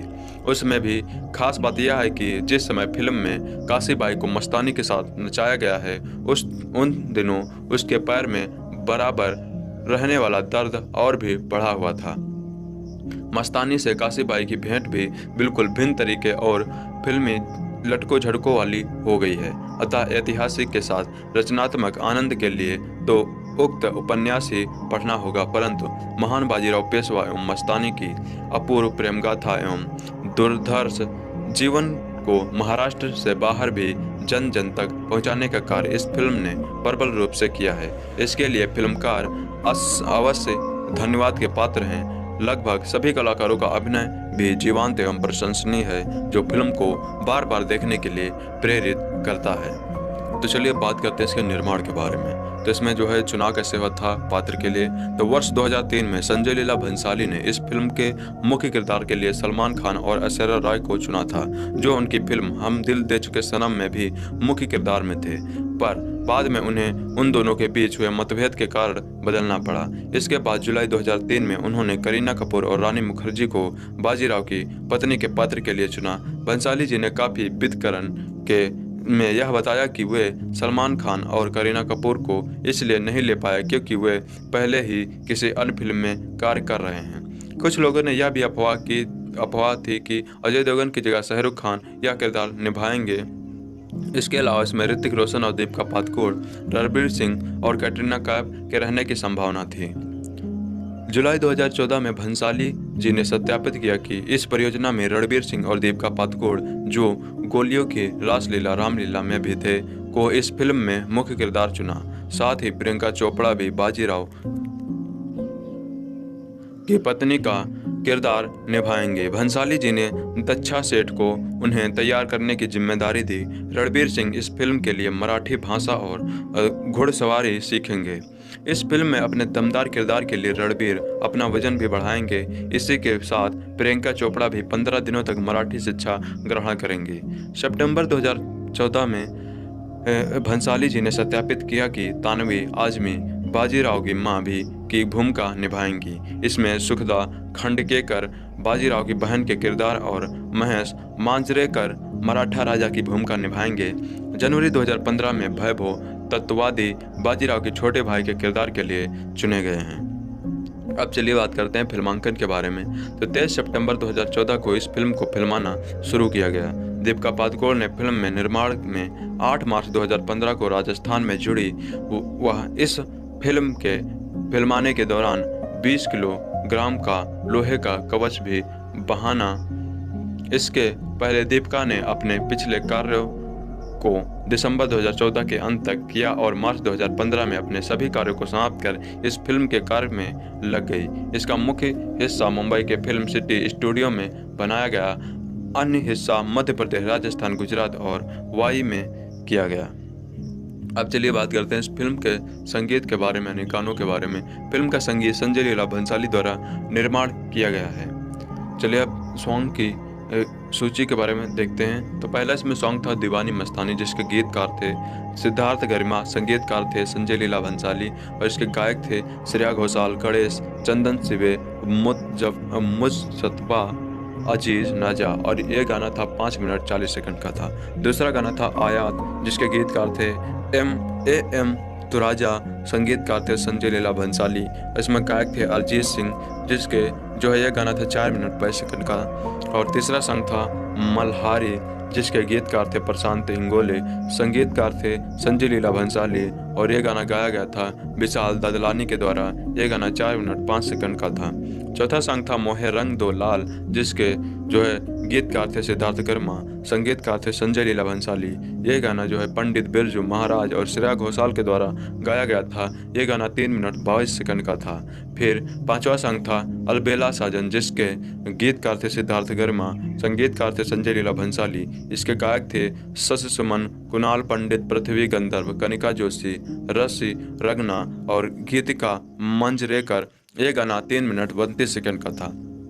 छठा सॉन्ग था अब तो है अब तो है जाने ना दूंगी, जिसके गीतकार थे एम तुराजा, संगीतकार थे संजय लीला भंसाली, इसके गायक थे पायल देव और श्रेया पुराणिक। ये गाना 3 मिनट 24 सेकंड का था। सातवां सॉन्ग था पिंगा, जिसके जो है गीतकार थे सिद्धार्थ कर्मा, संगीतकार थे संजय लीला भंसाली और ये गाना श्रेया घोषाल और वैशाली महाड़े के द्वारा गाया गया था।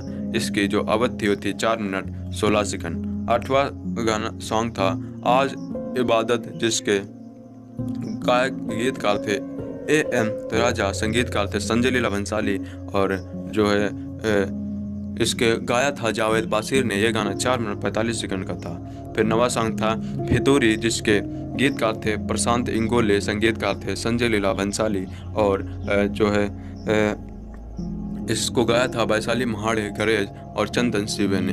यह गाना 3 मिनट 56 सेकंड का था।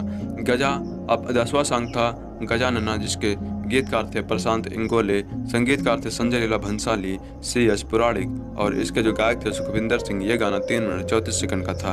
इस तरह कुल साउंड ट्रैक जो था वो था 41 मिनट 53 सेकंड का।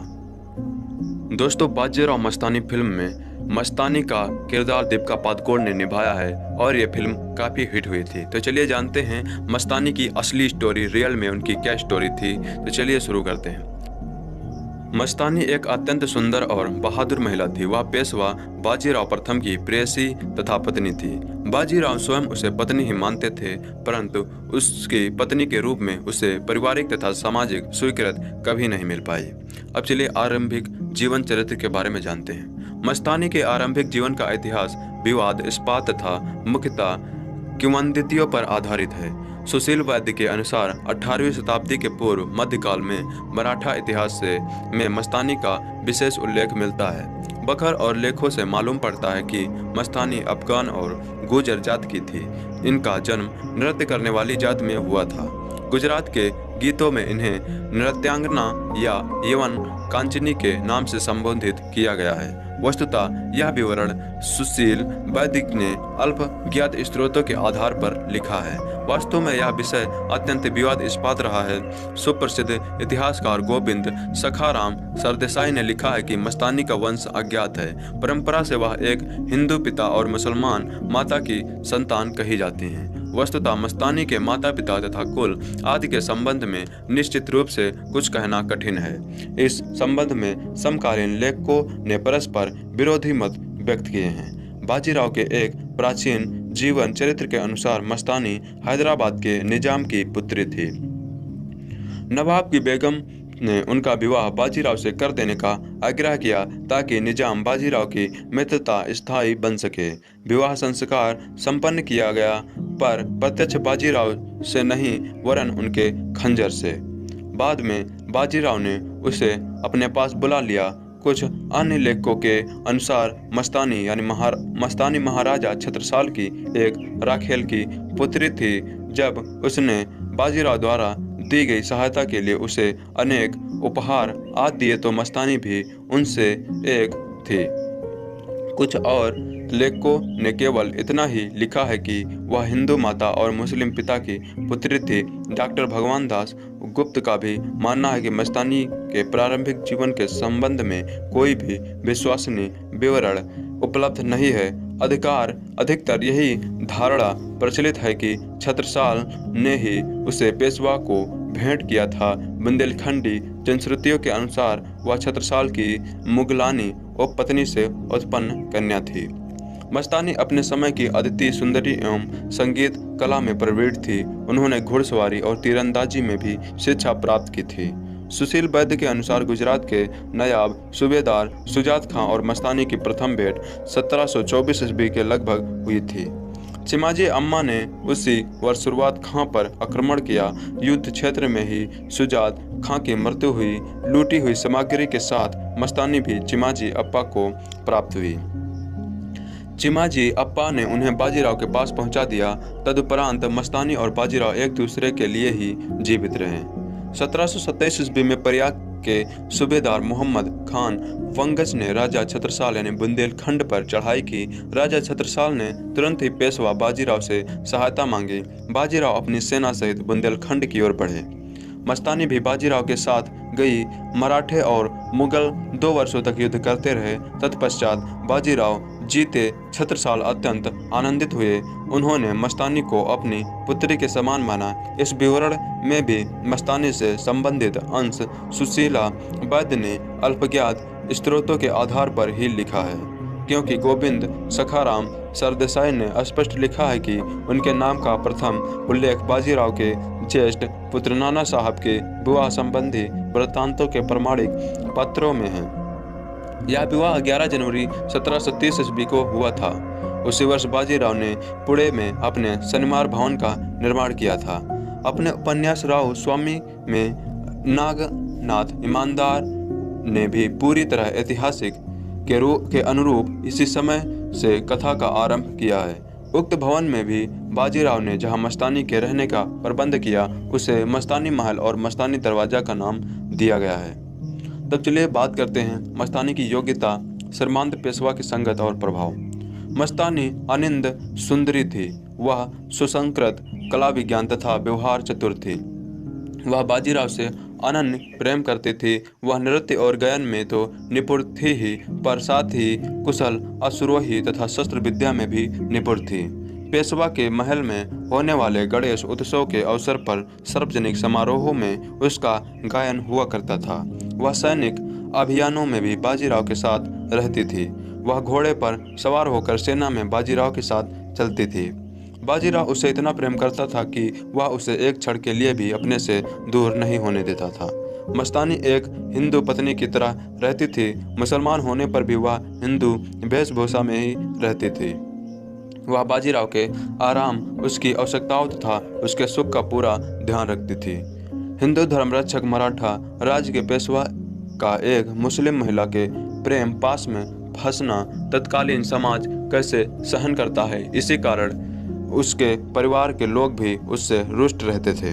उसकी पत्नी काशीबाई भी अपने प्रति उसके उदासीन व्यवहार से बड़ी दुखी रहा करती थी। बाजीराव के विरोधी सरदार उसके तथा मस्तानी के प्रेम का उसके विरुद्ध प्रचार करने में उपयोग कर उसे लोगों की दृष्टि में गिराने का प्रयत्न करते थे। बाजीराव मांस और मदिरा का सेवन करने लगा था। महाराष्ट्र के ब्राह्मण समाज में यह वर्ज्य था। लोगों का कहना था कि मस्तानी के संपर्क का ही यह परिणाम था। ब्राह्मण समुदाय में तो एक प्रकार से बाजीराव को पतित ही। हेलो दोस्तों, अगर आप बाजीराव मस्तानी मूवी को यूट्यूब पर देखना चाहते हो तो मैं आपको बता दूं कि ये मूवी आपको यूट्यूब पर नहीं मिलेगी, क्योंकि ये मूवी जैसे यूट्यूब पर अपलोड की जाती है यूट्यूब वाले इसे हटा देते हैं। मैंने भी इसे अपलोड किया था, लेकिन यूट्यूब वालों ने इसे हटा दिया और मुझसे ये कहा ईमेल करके कि ये मूवी जो है उन्होंने इस मूवी के मालिक के कहने पर हटाई है, क्योंकि वो यूट्यूब पर इसको अपलोड करने की अनुमति नहीं दे रहा है। इसका कारण ये है कि वो इसे अभी भी जो है पैसे लेकर दिखा रहे हैं। तो जब तक लोग इसे पैसे लेकर देखेंगे, जो है पैसे देकर देखेंगे, तब तक ये फ्री में आपको देखने को नहीं मिलेगी। तो अगर आपको ये फुल मूवी देखनी है तो आपको उनकी साइट पर जाकर पैसे देकर देखना होगा। आप यूट्यूब पर इसके छोटे मोटे पार्ट ही देख पाएंगे, फुल मूवी आपको देखने को नहीं मिलेगी। तो आई होप यू आपको जानकारी मिल गई होगी इस मूवी से रिलेटेड। इस वीडियो में मैं आपको बताऊंगा इस मूवी से रिलेटेड कुछ फैक्ट और इसकी कहानी और इसकी असली कहानी को भी बताऊंगा कि मतलब इसकी असली कहानी कौन सी थी जिस पर यह फिल्म बनाई गई है। तो दोस्तों ऐसे अपडेट पाने के लिए हमारे चैनल को सब्सक्राइब जरूर करें। अगर आप कहानी में इंटरेस्ट रखते हैं तो इसे सुनिए, नहीं तो आप वीडियो छोड़ के जा सकते हैं। तो चलिए शुरू करते हैं। बाजीराव मस्तानी एक भारतीय ऐतिहासिक मराठा युग रोमांस फिल्म है जिसका निर्देशन और निर्माण संजय लीला भंसाली ने किया है। फिल्म मराठा साम्राज्य के पेशवा बाजीराव और उसकी दूसरी पत्नी मस्तानी के बारे में बताती है। रणबीर सिंह और दीपिका पादुकोण ने ये दोनों मुख्य किरदार निभाए हैं। प्रियंका चोपड़ा ने बाजीराव की पहली पत्नी व तन्वी आजमी ने बाजीराव की मां का किरदार निभाया है। बाजीराव मस्तानी 18 दिसंबर 2015 को रिलीज हुई थी। इसके निर्देशक है संजय लीला भंसाली, इसके निर्माता हैं रविशंकर कुमार, अभिनेता हैं इसमें रणबीर सिंह, दीपिका पादुकोण, प्रियंका चोपड़ा। इसके संगीतकार हैं जिन्होंने इस जो है मूवी में म्यूजिक दिया हुआ है संजय लीला भंसाली। स्टूडियो इसमें LLB फिल्म्स का था। इसके जो वितरक है इरोस इंटरनेशनल। इसकी यह रिलीज हुई थी 18 दिसंबर 2015 को, भारत में हिंदी भाषा में रिलीज हुई थी। तो चलिए अब पात्र के बारे में बात कर लेते हैं कि किसने किसका रोल निभाया है। तो रणबीर सिंह इसमें बने हुए हैं मराठा साम्राज्य योद्धा बाजीराव बने हुए हैं। प्रियंका चोपड़ा बाजीराव की पहली पत्नी काशीबाई, दीपिका पादुकोण बाजीराव की दूसरी पत्नी मस्तानी बनी हुई हैं। तन्वी आजमी बाजीराव की मां राधाबाई बनी हुई हैं। सुखदा खांडेकर बाजीराव की बहन अनुबाई बनी हुई हैं। अनुजा गोखले बाजीराव की बहन भिऊबाई बनी हुई हैं। वैभव तत्वादी चिमाजी अम्पा बाजीराव का छोटा भाई। और अब चलिए बात करते हैं इसकी कहानी के बारे में। तो बाजीराव मस्तानी फिल्म की शुरुआत नए पेशवा बनाने से शुरू होती है। इसके लिए बाजीराव यानी रणबीर सिंह को चुना जाता है। इसके बाद इस खुशी में सभी साम्राज्य के लोग खुशी मनाते हैं। फिर अचानक बुंदेलखंड से मस्तानी यानी दीपिका पादुकोण सहायता के लिए आती हैं और बाजीराव के सैनिकों से लड़कर सीधे बाजीराव से मिलते हैं और उनको मनाकर बुंदेलखंड ले जाती हैं। वहाँ पर प्रतिद्वंदियों से दोनों मिलकर युद्ध करते हैं और वहां पर विजय प्राप्त करते हैं। इसके बाद बाजीराव बुंदेलखंड में होली मनाते हैं। इसी बीच बाजीराव और मस्तानी में प्यार हो जाता है। दूसरे दिन बाजीराव वापस पुणे चले जाते हैं। इसी बीच जाते वक्त बाजीराव मस्तानी को अपनी कटार दे के जाते हैं। इस कारण बुंदेलखंड में कटार से विवाह हो जाता है। इस परंपरा के तहत मस्तानी पुणे जाती है। वहां पर वो बाजीराव की माता राधाबाई यानी तन्वी आजमी से मिलती है। राधाबाई मस्तानी को नहीं चाहती है, इस कारण वो नफरत करने लगती है। इसके बाद चिमाजी अप्पा शनिवार वाड़ा दिखाते हैं तथा इसमें अद्भुत आईना महल भी दिखाते हैं। मस्तानी जब राधाबाई के से रिश्ते को मानने के लिए कहती है तो वो घुंघरू देकर कहते हैं कि अब से तुम्हारा रिश्ता हो गया है, अब से तुम महफिल में नाचोगी। फिर सातारा से छत्रपति साहू का बुलावा आता है, तब बाजीराव वहां जाते हैं। फिर राधाबाई एक नई चाल चलती है और मस्तानी को घुंघरू देकर भेज देती है, लेकिन मस्तानी वहां पहुंचकर घुंघरू छत्रपति साहू के सामने घुंघरू रख देती है। इस कारण पंत प्रतिनिधि यानी आदित्य पंचोली महफिल का अपमान मानते हैं, लेकिन जब छत्रपति साहू को पता चलता है कि वो राजा छत्रसाल की बेटी है तो वो इन्हें वापस जाने के लिए रख देते हैं और बोलते हैं कि तुम्हें क्या चाहिए। तब मस्तानी बोलती है कि मैंने बाजीराव से इश्क किया है, बाजीराव चाहिए। इसके पश्चात मस्तानी बाजीराव की प्रतीक्षा करती है। उस वक्त तूफान आ जाता है और बाजीराव वहां आकर मस्तानी से विवाह कर देता है। इसी बीच काशीबाई यानी प्रियंका चोपड़ा को भी पता चल जाता है और वो भी नाराज हो जाती है। फिर काशीबाई और मस्तानी के पुत्र होते हैं और उनका नामकरण किया जाता है। काशीबाई के पुत्र का नाम रघुनाथ रखते हैं, जबकि मस्तानी के पुत्र का नाम शमशेर बहादुर नाम रख देते हैं। इसी बीच बाजीराव और चिमाजी अप्पा के बीच लड़ाई हो जाती है। बाजीराव सभी से कहता है कि वो सप्तमी के दिन मस्तानी को शनिवार वाड़ा लाएंगे, परंतु कृष्ण भट्ट और राधाबाई ये नहीं करने को कहते हैं। तो चलिए अब कहानी का आधार ऐतिहासिक यानी ओरिजिनल जो है इतिहास में क्या घटना हुई थी, चलिए उसके बारे में बात करते हैं। यह फिल्म सुप्रसिद्ध मराठी उपन्यासकार नागनाथ ईमानदार के उत्कृष्ट ऐतिहासिक उपन्यास राव हिंदी अनुवाद राव स्वामी के नाम से प्रकाशित पर आधारित है। यह उपन्यास मराठी ही नहीं बल्कि संपूर्ण भारतीय भाषाओं के सफलतम ऐतिहासिक उपन्यासों में से एक है। इसमें इतिहास एवं इतिहास रस दोनों ही रक्षा करते हुए उत्कृष्ट सृजनात्मक का परिचय दिया गया है। इस उपन्यास में स्वाभाविक रूप से भरपूर नाटकीय विद्यमान है और पढ़ते हुए ऐसा लगता है जैसे कोई उत्तम धारावाहिक देख रहे हों। इसके वर्णनात्मक दृश्य भी चलचित्र के दृश्यों की तरह मानस पटल पर अंकित रह जाते हैं। ऐसे उपन्यास पर आधारित होने से फिल्म में अनेक विशेषताएं स्वाभाविक रूप से आ गई हैं। संजय लीला भंसाली जैसे सिद्धहस्त निर्देशक के द्वारा यह कहानी और भी चमक उठी है। फिल्म में पाठ्य रचना से कुछ अंतर आ जाना तो स्वाभाविक ही रहता है क्योंकि दोनों के माध्यम भिन्न होते हैं, परंतु इस फिल्म में कुछ अंतर जानबूझकर फिल्मी लटकों झटकों के रूप में लाए गए हैं। इसमें इतिहास बोध को धक्का पहुंचा है। आरंभिक दृश्यों में बाजीराव को पेशवा नियुक्त करने वाला दृश्य तो बहुत ही उत्तम एवं उपयुक्त भी है और उपन्यास से बाहर का होते हुए भी ऐतिहासिक एवं इतिहास बोध के सर्वथा अनुरूप है। परंतु जिस दृश्य में काशीबाई की पुरानी सहेली आती है जिसका पति पेशवा बाजीराव के कारण मारा गया है और इसलिए वह अपने पति की राख वहां छोड़कर एक तरह से साफ देती है, वहां स्पष्ट अंतर आ गया है। उपन्यास में काशीबाई की कुशल गृहिणी के रूप में गरिमामयी उपस्थित है, जबकि फिल्म में काशीबाई को चंचल किशोरी की तरफ उछलते दिखलाकर इतिहास बोध को खंडित कर दिया है। फिल्म यह भी भूल गया है कि जिस काशीबाई का वह ऐसा फिल्मांकन कर रहा है उसका बेटा नाना साहब जवान हो रहा है और वही उस उत्सव का मुख्य कर्ता धर्ता था। यहाँ काशीबाई पेशवा की पत्नी एक तरह से रानी ना लगकर फिल्म में हीरोइन प्रियंका चोपड़ा ही लगती है। छत्रसाल की सहायता के लिए बाजीराव को मस्तानी के द्वारा सेना सहित ले जाना भी बिल्कुल अनैतिहासिक रूप वाला हो गया है। देखने में बहुत रोचक है, लेकिन मस्तानी के द्वारा ऐसा ना तो हुआ था और ना हो सकता था। इस प्रकार के छोटे मोटे दृश्यों को छोड़ भी दे तब भी दो अच्छा में भोले फिल्मकार ने की हैं। श्रीमंत बाजीराव पेशवा और काशीबाई दोनों को अलग समय में नचवा डाला है। उस युग में और पेशवा परिवार में काशीबाई जैसी स्त्री जो एक तरह से रानी ही थी, यदि नाचती होती तो तर्ककियों को विशेष रूप से रखने की आवश्यकता ही नहीं होती।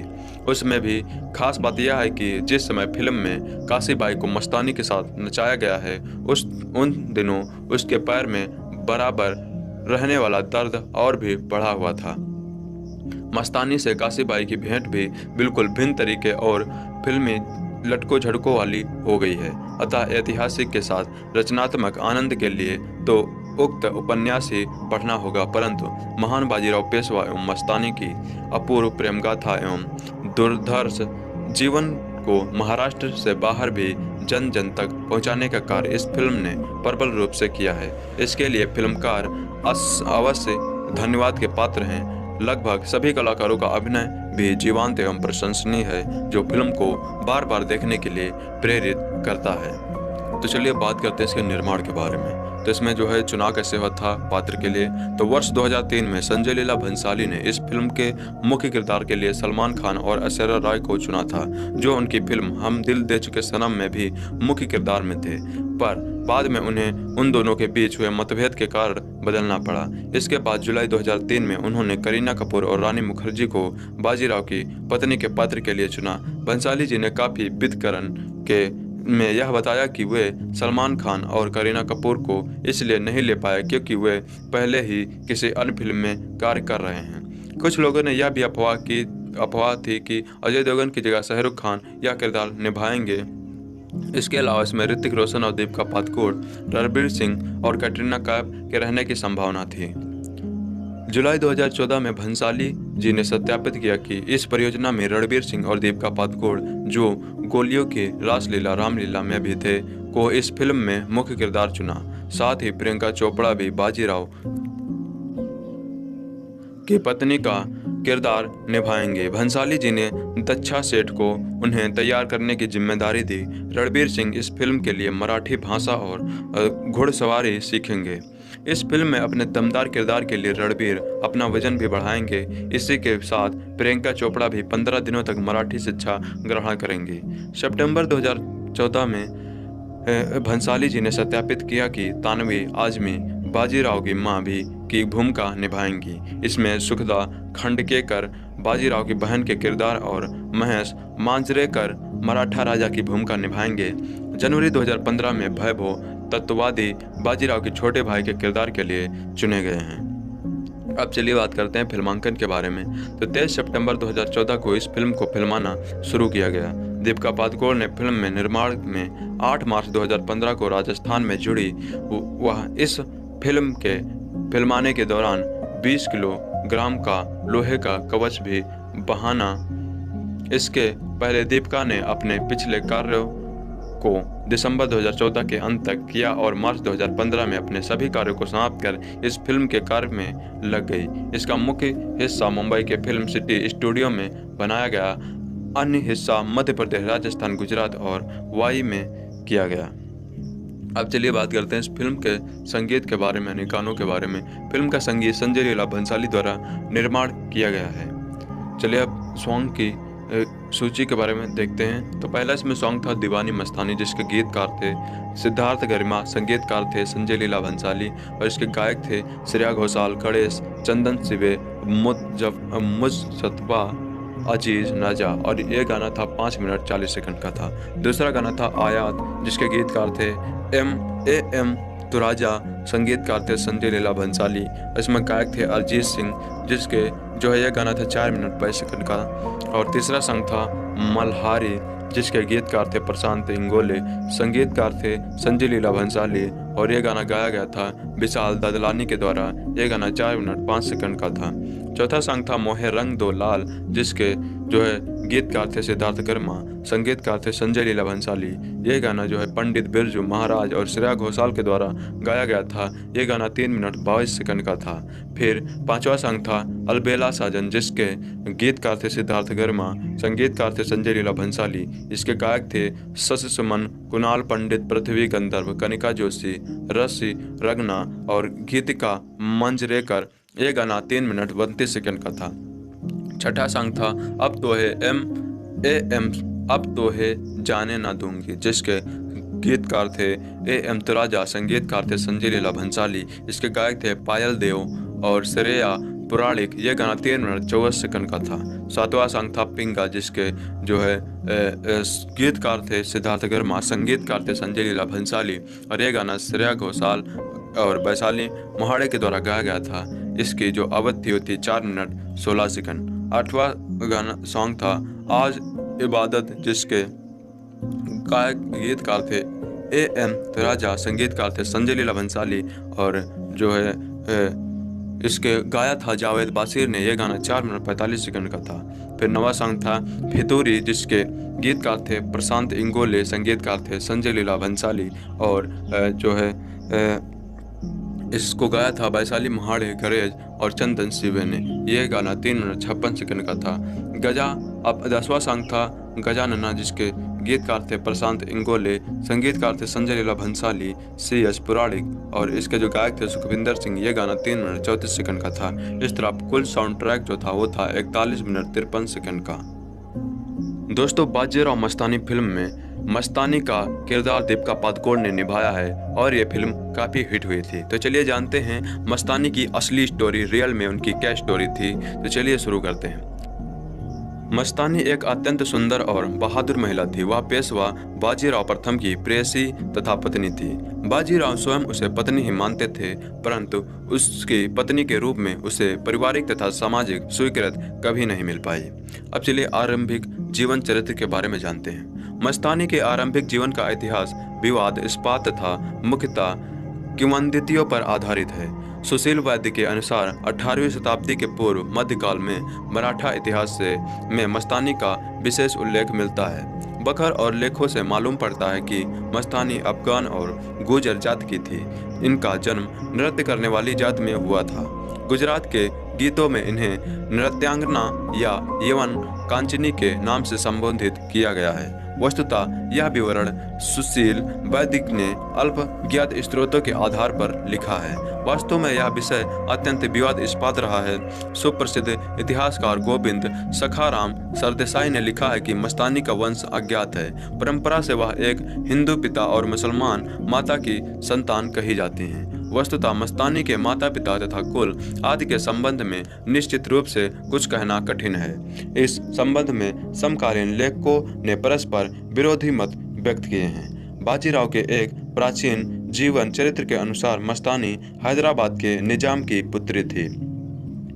नवाब की बेगम ने उनका विवाह बाजीराव से कर देने का आग्रह किया ताकि निजाम बाजीराव की मित्रता स्थायी बन सके। विवाह संस्कार संपन्न किया गया, पर प्रत्यक्ष बाजीराव से नहीं वरन उनके खंजर से। बाद में बाजीराव ने उसे अपने पास बुला लिया। कुछ अन्य लेखकों के अनुसार मस्तानी महाराजा छत्रसाल की एक राखेल की पुत्री थी। जब उसने बाजीराव द्वारा दी गई सहायता के लिए उसे अनेक उपहार आदि दिए तो मस्तानी भी उनसे एक थी। कुछ और लेखकों ने केवल इतना ही लिखा है कि वह हिंदू माता और मुस्लिम पिता की पुत्री थी। डॉक्टर भगवान दास गुप्त का भी मानना है कि मस्तानी के प्रारंभिक जीवन के संबंध में कोई भी विश्वसनीय विवरण उपलब्ध नहीं है। अधिकतर यही धारणा प्रचलित है कि छत्रसाल ने ही उसे पेशवा को भेंट किया था। बुंदेलखंडी जनश्रुतियों के अनुसार वह छत्रसाल की मुगलानी उपपत्नी से उत्पन्न कन्या थी। मस्तानी अपने समय की अद्वितीय सुंदरी एवं संगीत कला में प्रवीण थी। उन्होंने घुड़सवारी और तीरंदाजी में भी शिक्षा प्राप्त की थी। सुशील वैद्य के अनुसार गुजरात के नयाब सूबेदार सुजात खां और मस्तानी की प्रथम भेंट 1724 ईस्वी के लगभग हुई थी। चिमाजी अम्मा ने उसी वर्ष शुरुआत खां पर आक्रमण किया। युद्ध क्षेत्र में ही सुजात खां की मृत्यु हुई। लूटी हुई सामग्री के साथ मस्तानी भी चिमाजी अप्पा को प्राप्त हुई। चिमाजी अप्पा ने उन्हें बाजीराव के पास पहुंचा दिया। तदुपरांत मस्तानी और बाजीराव एक दूसरे के लिए ही जीवित रहे। 1727 ईस्वी में प्रयाग के सूबेदार मोहम्मद खान वंगज ने राजा छत्रसाल यानी बुंदेलखंड पर चढ़ाई की। राजा छत्रसाल ने तुरंत ही पेशवा बाजीराव से सहायता मांगी। बाजीराव अपनी सेना सहित बुंदेलखंड की ओर बढ़े। मस्तानी भी बाजीराव के साथ गई। मराठे और मुगल 2 वर्षों तक युद्ध करते रहे। तत्पश्चात बाजीराव जीते छत्रसाल अत्यंत आनंदित हुए। उन्होंने मस्तानी को अपनी पुत्री के समान माना। इस विवरण में भी मस्तानी से संबंधित अंश सुशीला वैद्य ने अल्पज्ञात स्रोतों के आधार पर ही लिखा है, क्योंकि गोविंद सखाराम सरदेसाई ने स्पष्ट लिखा है कि उनके नाम का प्रथम उल्लेख बाजीराव के ज्येष्ठ पुत्र नाना साहब के विवाह संबंधी वृत्तांतों के प्रमाणिक पत्रों में है। यह विवाह 11 जनवरी 1730 ईस्वी को हुआ था। उसी वर्ष बाजीराव ने पुणे में अपने शनिवार भवन का निर्माण किया था। अपने उपन्यास राव स्वामी में नागनाथ ईमानदार ने भी पूरी तरह ऐतिहासिक के अनुरूप इसी समय से कथा का आरंभ किया है। उक्त भवन में भी बाजीराव ने जहां मस्तानी के रहने का प्रबंध किया उसे मस्तानी महल और मस्तानी दरवाजा का नाम दिया गया है। तब चलिए बात करते हैं मस्तानी की योग्यता, श्रीमंत पेशवा की संगत और प्रभाव। मस्तानी अनिंद सुंदरी थी। वह सुसंस्कृत, कला विज्ञान तथा व्यवहार चतुर थी। वह बाजीराव से अनन्य प्रेम करती थी। वह नृत्य और गायन में तो निपुण थी ही, पर साथ ही कुशल अश्वारोही तथा शस्त्र विद्या में भी निपुण थी। पेशवा के महल में होने वाले गणेश उत्सव के अवसर पर सार्वजनिक समारोहों में उसका गायन हुआ करता था। वह सैनिक अभियानों में भी बाजीराव के साथ रहती थी। वह घोड़े पर सवार होकर सेना में बाजीराव के साथ चलती थी। बाजीराव उसे इतना प्रेम करता था कि वह उसे एक क्षण के लिए भी अपने से दूर नहीं होने देता था। मस्तानी एक हिंदू पत्नी की तरह रहती थी। मुसलमान होने पर भी वह हिंदू वेशभूषा में ही रहती थी। वह बाजीराव के आराम, उसकी आवश्यकताओं तथा उसके सुख का पूरा ध्यान रखती थी। हिंदू धर्मरक्षक मराठा राज्य के पेशवा का एक मुस्लिम महिला के प्रेम पास में फंसना तत्कालीन समाज कैसे सहन करता है, इसी कारण उसके परिवार के लोग भी उससे रुष्ट रहते थे। उसकी पत्नी काशीबाई भी अपने प्रति उसके उदासीन व्यवहार से बड़ी दुखी रहा करती थी। बाजीराव के विरोधी सरदार उसके तथा मस्तानी के प्रेम का उसके विरुद्ध प्रचार करने में उपयोग कर उसे लोगों की दृष्टि में गिराने का प्रयत्न करते थे। बाजीराव मांस और मदिरा का सेवन करने लगा था। महाराष्ट्र के ब्राह्मण समाज में यह वर्ज्य था। लोगों का कहना था कि मस्तानी के संपर्क का ही यह परिणाम था। ब्राह्मण समुदाय में तो एक प्रकार से बाजीराव को पतित ही। हेलो दोस्तों, अगर आप बाजीराव मस्तानी मूवी को यूट्यूब पर देखना चाहते हो तो मैं आपको बता दूं कि ये मूवी आपको यूट्यूब पर नहीं मिलेगी, क्योंकि ये मूवी जैसे यूट्यूब पर अपलोड की जाती है यूट्यूब वाले इसे हटा देते हैं। मैंने भी इसे अपलोड किया था लेकिन यूट्यूब वालों ने इसे हटा दिया और मुझसे ये कहा ईमेल करके कि ये मूवी जो है उन्होंने इस मूवी के मालिक के कहने पर हटाई है, क्योंकि वो यूट्यूब पर इसको अपलोड करने की अनुमति नहीं दे रहा है। इसका कारण ये है कि वो इसे अभी भी जो है पैसे लेकर दिखा रहे हैं। तो जब तक लोग इसे पैसे लेकर देखेंगे, जो है पैसे देकर देखेंगे, तब तक ये फ्री में आपको देखने को नहीं मिलेगी। तो अगर आपको ये फुल मूवी देखनी है तो आपको उनकी साइट पर जाकर पैसे देकर देखना होगा। आप यूट्यूब पर इसके छोटे मोटे पार्ट ही देख पाएंगे, फुल मूवी आपको देखने को नहीं मिलेगी। तो आई होप यू आपको जानकारी मिल गई होगी इस मूवी से रिलेटेड। इस वीडियो में मैं आपको बताऊंगा इस मूवी से रिलेटेड कुछ फैक्ट और इसकी कहानी और इसकी असली कहानी को भी बताऊंगा कि मतलब इसकी असली कहानी कौन सी थी जिस पर यह फिल्म बनाई गई है। तो दोस्तों, ऐसे अपडेट पाने के लिए हमारे चैनल को सब्सक्राइब जरूर करें। अगर आप कहानी में इंटरेस्ट रखते हैं तो इसे सुनिए, नहीं तो आप वीडियो छोड़ के जा सकते हैं। तो चलिए शुरू करते हैं। बाजीराव मस्तानी एक भारतीय ऐतिहासिक मराठा युग रोमांस फिल्म है जिसका निर्देशन और निर्माण संजय लीला भंसाली ने किया है। फिल्म मराठा साम्राज्य के पेशवा बाजीराव और उसकी दूसरी पत्नी मस्तानी के बारे में बताती है। रणबीर सिंह और दीपिका पादुकोण ने ये दोनों मुख्य किरदार निभाए हैं। प्रियंका चोपड़ा ने बाजीराव की पहली पत्नी व तन्वी आजमी ने बाजीराव की मां का किरदार निभाया है। बाजीराव मस्तानी 18 दिसंबर 2015 को रिलीज हुई थी। इसके निर्देशक है संजय लीला भंसाली। इसके निर्माता हैं रविशंकर कुमार। अभिनेता हैं इसमें रणबीर सिंह, दीपिका पादुकोण, प्रियंका चोपड़ा। इसके संगीतकार हैं जिन्होंने इस जो है मूवी में म्यूजिक दिया हुआ है संजय लीला भंसाली। स्टूडियो इसमें LLB फिल्म्स का था। इसके जो वितरक है इरोस इंटरनेशनल। इसकी यह रिलीज हुई थी 18 दिसंबर 2015 को। भारत में हिंदी भाषा में रिलीज हुई थी। तो चलिए अब पात्र के बारे में बात कर लेते हैं कि किसने किसका रोल निभाया है। तो रणबीर सिंह इसमें बने हुए हैं मराठा साम्राज्य योद्धा बाजीराव बने हुए हैं। प्रियंका चोपड़ा बाजीराव की पहली पत्नी काशीबाई। दीपिका पादुकोण बाजीराव की दूसरी पत्नी मस्तानी बनी हुई हैं। तन्वी आजमी बाजीराव की मां राधाबाई बनी हुई हैं। सुखता खांडेकर बाजीराव की बहन अनुबाई बनी हुई हैं। अनुजा गोखले बाजीराव की बहन भिहूबाई बनी हुई हैं। वैभव तत्वादी चिमाजी अम्पा बाजीराव का छोटा भाई। और अब चलिए एक बात करते हैं इसकी कहानी के बारे में। तो बाजीराव मस्तानी फिल्म की शुरुआत नए पेशवा बनाने से शुरू होती है। इसके लिए बाजीराव यानी रणबीर सिंह को चुना जाता है। इसके बाद इस खुशी में सभी साम्राज्य के लोग खुशी मनाते हैं। फिर अचानक बुंदेलखंड से मस्तानी यानी दीपिका पादुकोण सहायता के लिए आती हैं और बाजीराव के सैनिकों से लड़कर सीधे बाजीराव से मिलते हैं और उनको मनाकर बुंदेलखंड ले जाती हैं। वहाँ पर प्रतिद्वंदियों